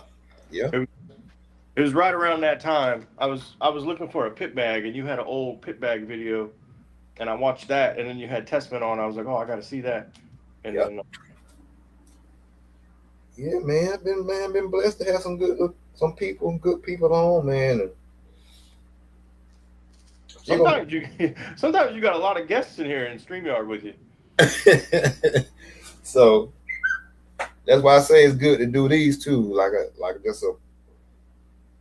My thought process was to do, okay, I have like 2 segments. Like I have the RC Lounge podcast, and I do like the pit stop hour, just more for like me and you doing, just wrenching and just talking in general. Anybody can come in.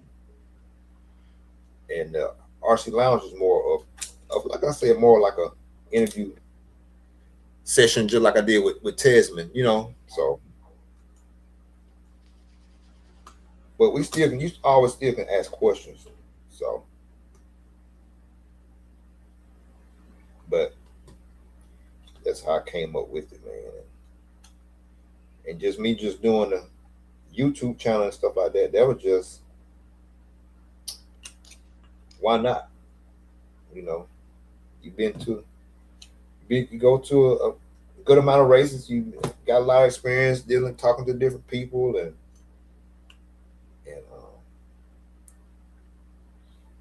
gain some wisdom from doing it. Some knowledge from it. So I was like, shoot, I'm just gonna start. Just do it. Just record it. Start vlogging. So that's how that came about. What's up with your t-shirts? You got any t-shirts you could sell, or are you out of stock? I'm out of stock right now. I may have one, but I'm gonna get some more made. Give me about a couple of months. I'm gonna get some more done. So yeah, because I did like just a limited amount just to see how they would sell first and figure out common sizes and all that. So I pretty much know all that now. So I'm gonna get some more made up. So yeah.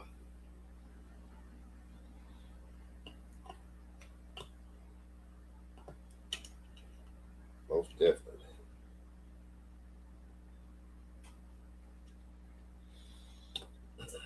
So what you gonna run the truck, and what else? Just the truck? This weekend, Mm-hmm. I think I'm gonna do nitro buggy and e-truggy. I do not like e-truggy. Mm-hmm. I don't know. I don't even know why I'm doing it, to be honest with you. But that's what I'm gonna do. Yeah. Where you from again? Virginia. I got you. So what happened with the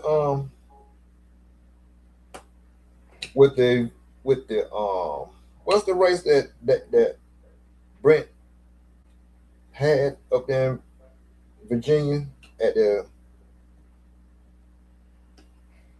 one that at a Rayborn Arena or something like that? One in Virginia, or was that somewhere else? You talking about Beach RC, Brent? Yeah. Yeah, you talking about Lake Waccamaw, North Carolina.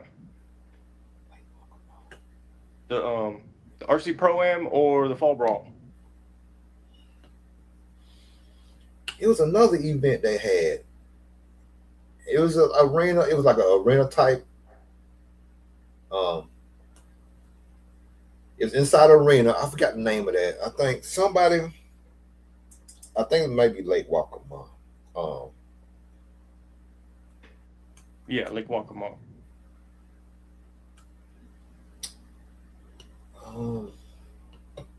Well, at Lake Waccamaw, he puts on the RC Pro Am race. That's in 2 weeks, and then he puts on the Fall Brawl in the wintertime. It's December, and same track, same venue. Lake Waccamaw. Yeah, it's a nice place. You been there? I was really thinking about going to that RC program there, but it was another track that they had. They ain't have it that long. Because I think at first it was the Isaacs ran a race up in that area. The Isaacs, they're over that. What was it? The like Tanya Isaac and what's her husband name? Rob. Right, Yeah. Rob. Yeah. Yeah, so Rob puts on races at different tracks. In Virginia, I think it's just Adrenaline that he does in Virginia, but he's had some other races in like Tennessee or Kentucky or I want to say the Carolinas too. Yeah. Yeah. I forgot the name of that race. I know the venue was like in a indoor arena type venue. Huh.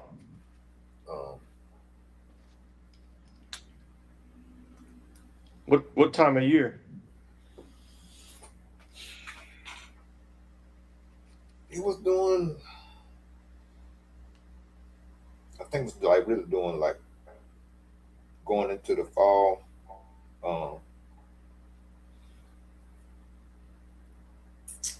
Probably around about September, that time of year.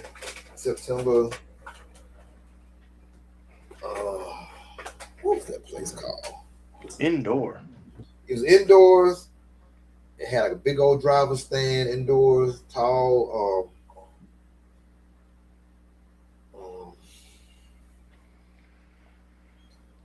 I know it was like kind of like one of the horse arenas, and I think it was in, I want to say Virginia. It might have been somewhere else, but I'm thinking Virginia. It might be North Carolina, because I know Brent had, first he had the Badlands that was Myrtle Beach, but then he moved from Myrtle Beach. He moved to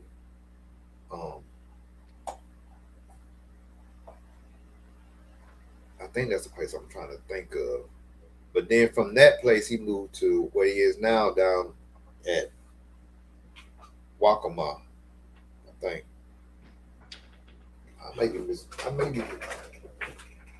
mistaken, but I think that's how it is. I can't remember the place. That almost sounds familiar, but I don't know. I think I'm too new to the racing scene, but yeah, I think when I got into this, I think the Myrtle Beach was already shut down. Yeah, it just had shut Myrtle Beach down. He moved from Myrtle Beach to another venue, and then he went to where RC Pro-Am is now.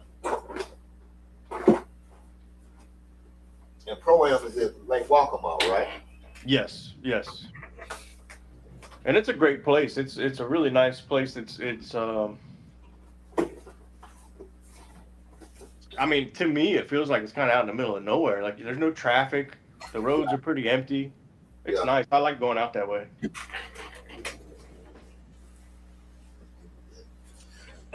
So yeah, man. So have you did a pro-am race? Yeah, I did the Pro-Am last year. Mm-hmm. How did you like it? Oh, it's amazing. The it's a sandy, loose dirt, so it's a lot of fun. Right. The track gets blown out every day, and I'm wanting to say for the Pro-Am, I think they smooth it out and they rebuild it at night Yeah. every day, I think, but it still gets blown out. And for Fall Brawl, I don't think they rebuild it. I think they leave the ruts and stuff. I think if there's something really stupid that's forming, like a big divot in the middle of a jump face or something, I think they'll maybe do some minor repairs for Fall Brawl. Yeah. But Pro-Am, they keep it a little more groomed. And anyway, it's not so hot at the end of May to where it's not going to be in the mid 90s, so that's nice. Right. And um, the entry count for the Pro-Am just hasn't been the same as the Fall Brawl race. I mean, because it's a newer race and it doesn't have the attention yet, Yeah. but it's usually like half the entries. And this year it's on Memorial Weekend, so I don't know that it's going to have all the people that normally show up, Right. but it's a good time. They got a concession stand with food and stuff down there. Yeah. They got the mobile hobby shops with the trucks Mm-hmm. in case you need some stuff. And there's so much space to pit.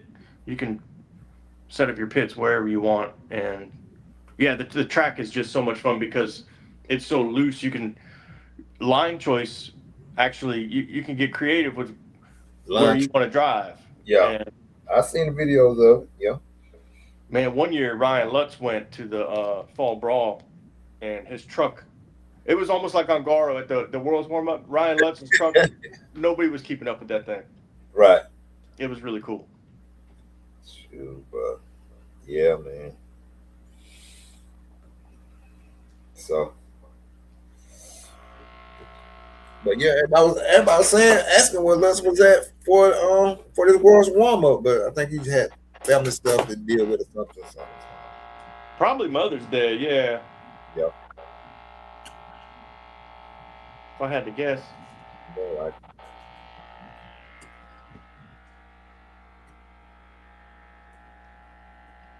All right, we got some rear shocks done.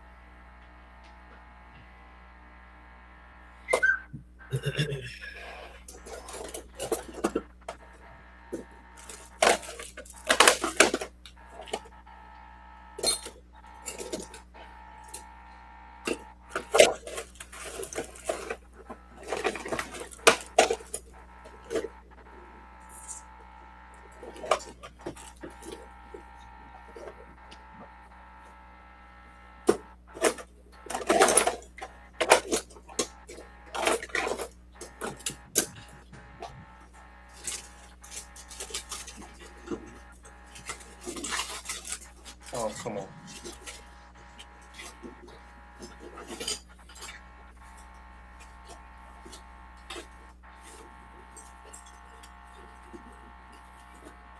So, what you think about Reds and the OS based Reds engine? I don't know. I think OS has come up with some good stuff, Mm-hmm. and I think for them to license that out to other brands, whether that's Reds or Ultimate or whoever, Yeah.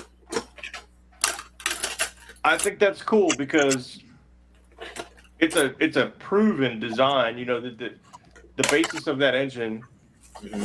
has been around for years. You know, that's what Testament ended up using as the basis for his engine. So, if I'm not mistaken, I think the Testament was a square stroke engine. But No, I think it's great. Because OS isn't using that design anymore for their OS speed line of engines. So if it still works and it's still, if they have all the tooling to manufacture it and they're fine just licensing it out to somebody else, then Right. that's great. It runs awesome. I've got the original MXR in my buggy right now, and I've got a Drake engine I want to put in the buggy, but that MXR screams so hard I just can't take it out. Like it just keeps going. So Yeah. I think a lot of people would be happy with that 321. It's a good engine. Yeah, man. So I'm gonna check it out. I'm gonna check it out. But I got so many engines right now, so I ain't trying to really get it. I ain't in no rush. But yeah, Fuel mileage is good. yeah. I probably have something like 3 gallons on it right now. Okay. And it's it doesn't seem like it needs to be pinched. Still has plenty of power and compression, great Yeah. runtime. I think it's a very solid performer. Yeah. So you got the 327 right now? I got the Ultimate MXR, Oh, okay, okay. I got you. which I'm pretty sure is Pretty much, basically the same thing. yeah. And there's going to be minute differences because there's the MXR Mm-hmm. version 1 and they got the version 2. Now they got the version 3. I'm sure the 321 is like the version 3, but whatever those little minor differences are between those versions, I'm not really sure. Yeah, I got you. So what's the Dakota? What's the Dakota engine? What's the name of that one? The Dakota Ultimate engine that Dakota Fins runs. Yeah, as far as I know, that's the MXR version 2 is Version the Dakota Fend edition. Okay. I think someone in the chat might fact check me on that one, but I'm pretty sure that's it. Oh yeah. If it's wrong, they're gonna let you know. They're gonna let you know. But yeah, man. But yeah, Finn been killing them with that gas mileage these last couple of months since that engine really been since that engine been out. It's been out a minute though. It's been out a while, hasn't it? Has it been 2 years? I want to say the first. Well, okay. So back in the day, they had the M3X, and I don't know what was before the M3X. They had the M3X, then the MXS, and then the MXR. Right. That first version of the MXR, I want to say, is coming up on about 2 years old. Mm-hmm. So it seems to me, as frequently as they're updating these versions, I bet you it's just a new run of a new manufacturing run that they're doing, and maybe if they do like 500 engines at a time, and I could be totally wrong about this. I'm just saying this is what I think. If they produce, let's say, 500 units, once those 500 sell out, then they have 500 more produced. Each time they get more made, they might make some slight revisions and just call it a new version. Maybe that's what they're doing. Three engines in 2 years sounds like a lot, but I have to think it's just some really minor changes that they're making. Yeah.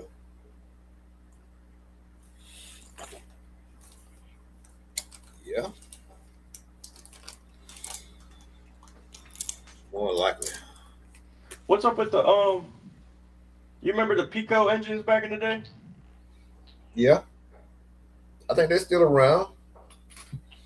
I know Reds used to, when they first came out,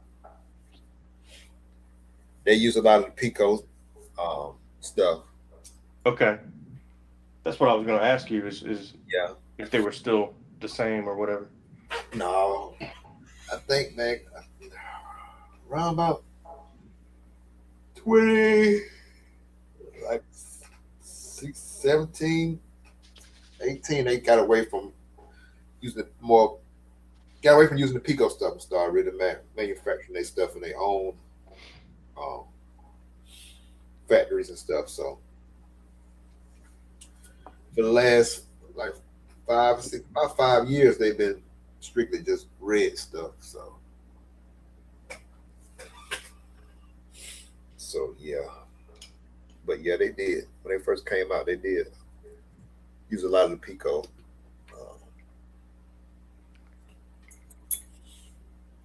engines and stuff like that. That's something I haven't seen at a track is one of the Pico engines. Yeah, man. Yeah, they still here and there. They still here. They still out there.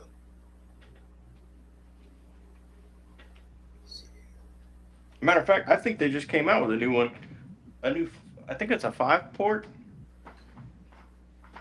But I don't even know where you would buy it from in the States. I don't know who their distributor is. Yeah. I don't really know either, man. I think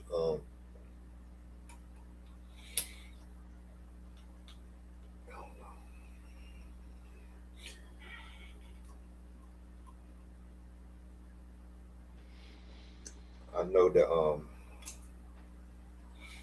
that Lutz engine, that the Alpha is, what is it? The Taiwan kind of base made. I think those new versions are people are having good success with them. The current version of it, Right. Yeah. Spec B or whatever. Mm-hmm. That's what Cav is running, I think, something like that. Cavalieri. That's what Fee needs to put in his car. You think he let the Lassie tune go? Man, I feel like he's just got a lot of flame outs and engine problems and stuff, and it's unfortunate. That kid has some speed this year. I'll tell you. I don't know, man. They keep putting it on his dad. His dad. His dad been with him since day one. So how's he? And he ain't got feet to be almost a legit threat for a world champion. To be a world champion. So how's his dad doing so bad? You know what I'm saying? I know exactly what you're saying. That's ridiculous. And this is over a 2-year, 3-year span now. Because just 2 years ago, he was just in coming out of intermediate. You know what I'm saying? So. Oh wow! Really? Yeah. Wow. I didn't know that.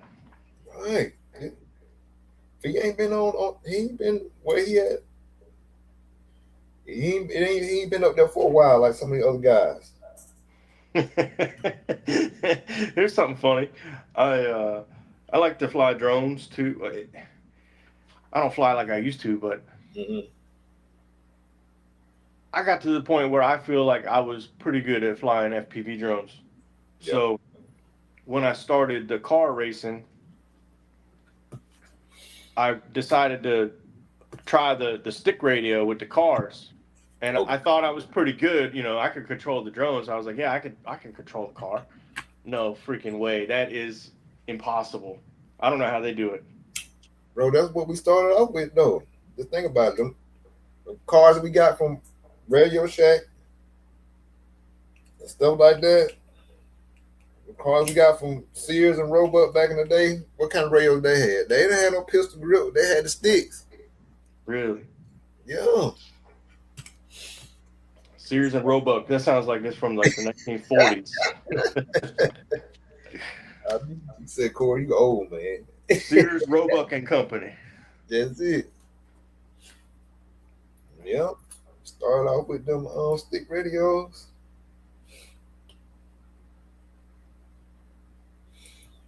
So, but yeah, let's say. Well, I guess, since I've been racing, he's been a top pro. So I didn't realize that he had just kind of moved up. But I mean, he's young, so I guess that makes sense. Yeah, he's real young. Ain't number 14, 15. So.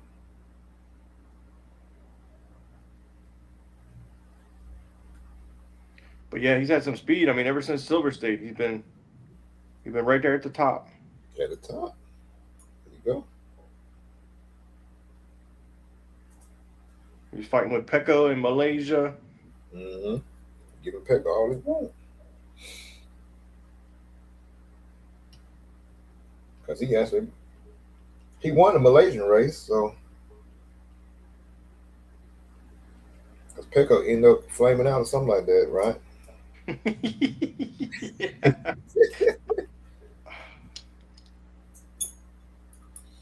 Man, I don't know, man. I think it was his second fuel stop. Yeah, I don't remember. I think it was something like that. I was watching some of it, then seemed like he had control, and all of a sudden I turned back. He down in 5th, 6th place. So I'm like, flamed out. Well, if you go back and watch it, I could be wrong, but I'm pretty sure what I remember watching was your boy JQ topped off his car in the pit lane, and I think he was TQ. So your boy JQ just kind of walks from pit lane all the way to the front of the track, didn't bring the starter box, didn't bring the fuel bottle, nothing. And just sits there and holds the darn thing. And then, they got to wait for everybody to say, yeah, they're ready to go, ready to go. Normally, That's the point you top it off. Right. And then set it down. And I'm thinking to myself, I'm like, hey, man, maybe you should have grabbed a fuel bottle and taken it to the front of the line with you. And then sure enough, when he comes into pit, he runs out of fuel. So if you go back and watch it, you can fact check me on that one. But I remember I was thinking, like, who goes out to the starting grid without the fuel bottle? Yeah. Jay keep in his own world sometime. Yep. That's fine. But he might have come in for one pit stop before he flamed out. I don't remember that. Mm-hmm.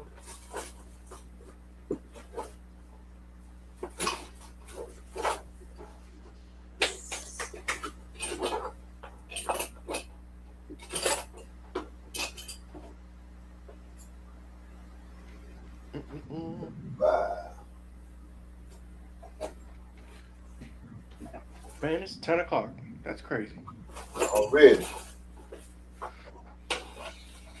Yeah. Well, bro, I'm finna go and jump off, man. Again, appreciate you jumping in, and anytime you're welcome. Anytime. Thanks for having me. Hopefully, everybody's still watching. And hey, man, if you end up getting that truck, you let me know. I'll come on here and we can talk about all the ins and outs of putting this truggy kit together. Yeah, like I said, I was trying to hold out to the 9% truggy, but shoot, since a lot of people already done built it up, so it shouldn't take long to get the X-ray arms, and because I think on the 9%, the 9% truck still may need to still get X-ray arms. I think so. So yeah, I think so. But I think you can get pretty much everything you need from A-Main. So yeah, it ain't too bad. But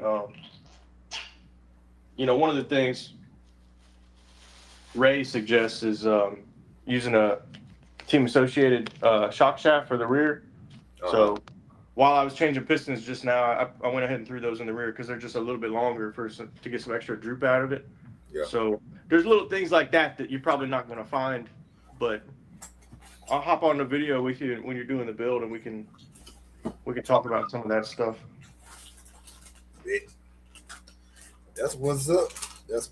All right, dude. Well, have a good night. Thanks for hanging out. Ain't no problem, bro. Appreciate you. See ya. All right, later.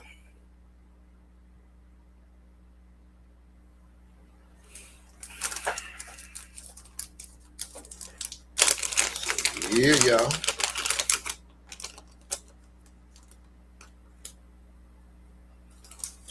.5.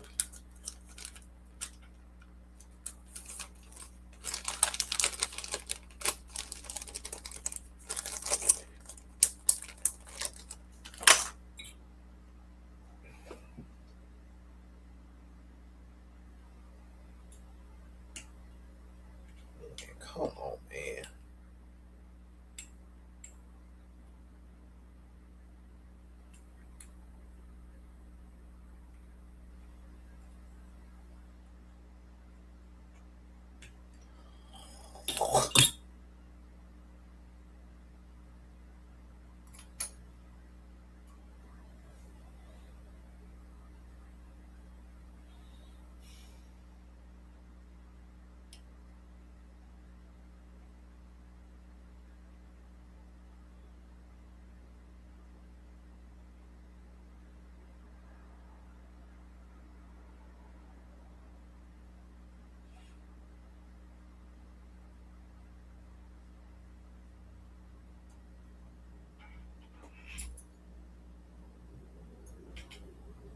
Drag racing. Oh, got to go tinkle winkle. Oh.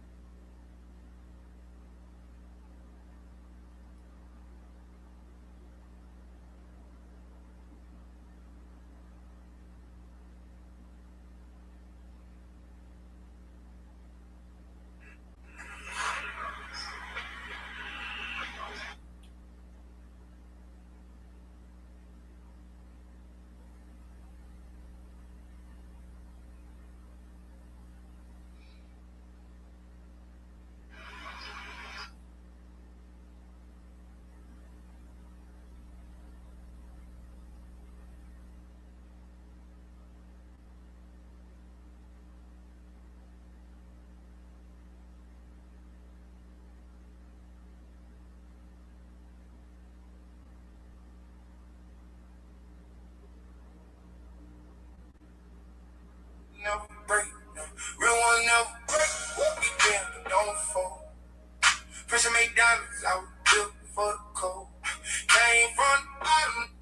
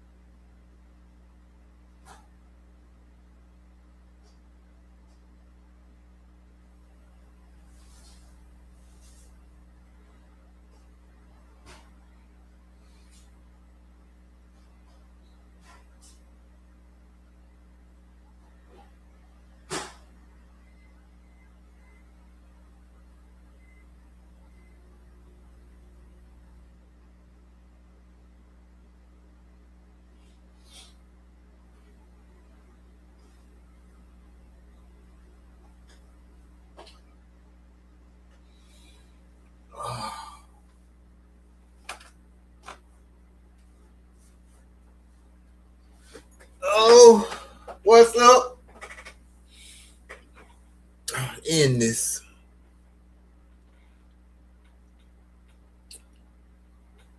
Hey, y'all. Appreciate y'all jumping in. EKJ 24,000.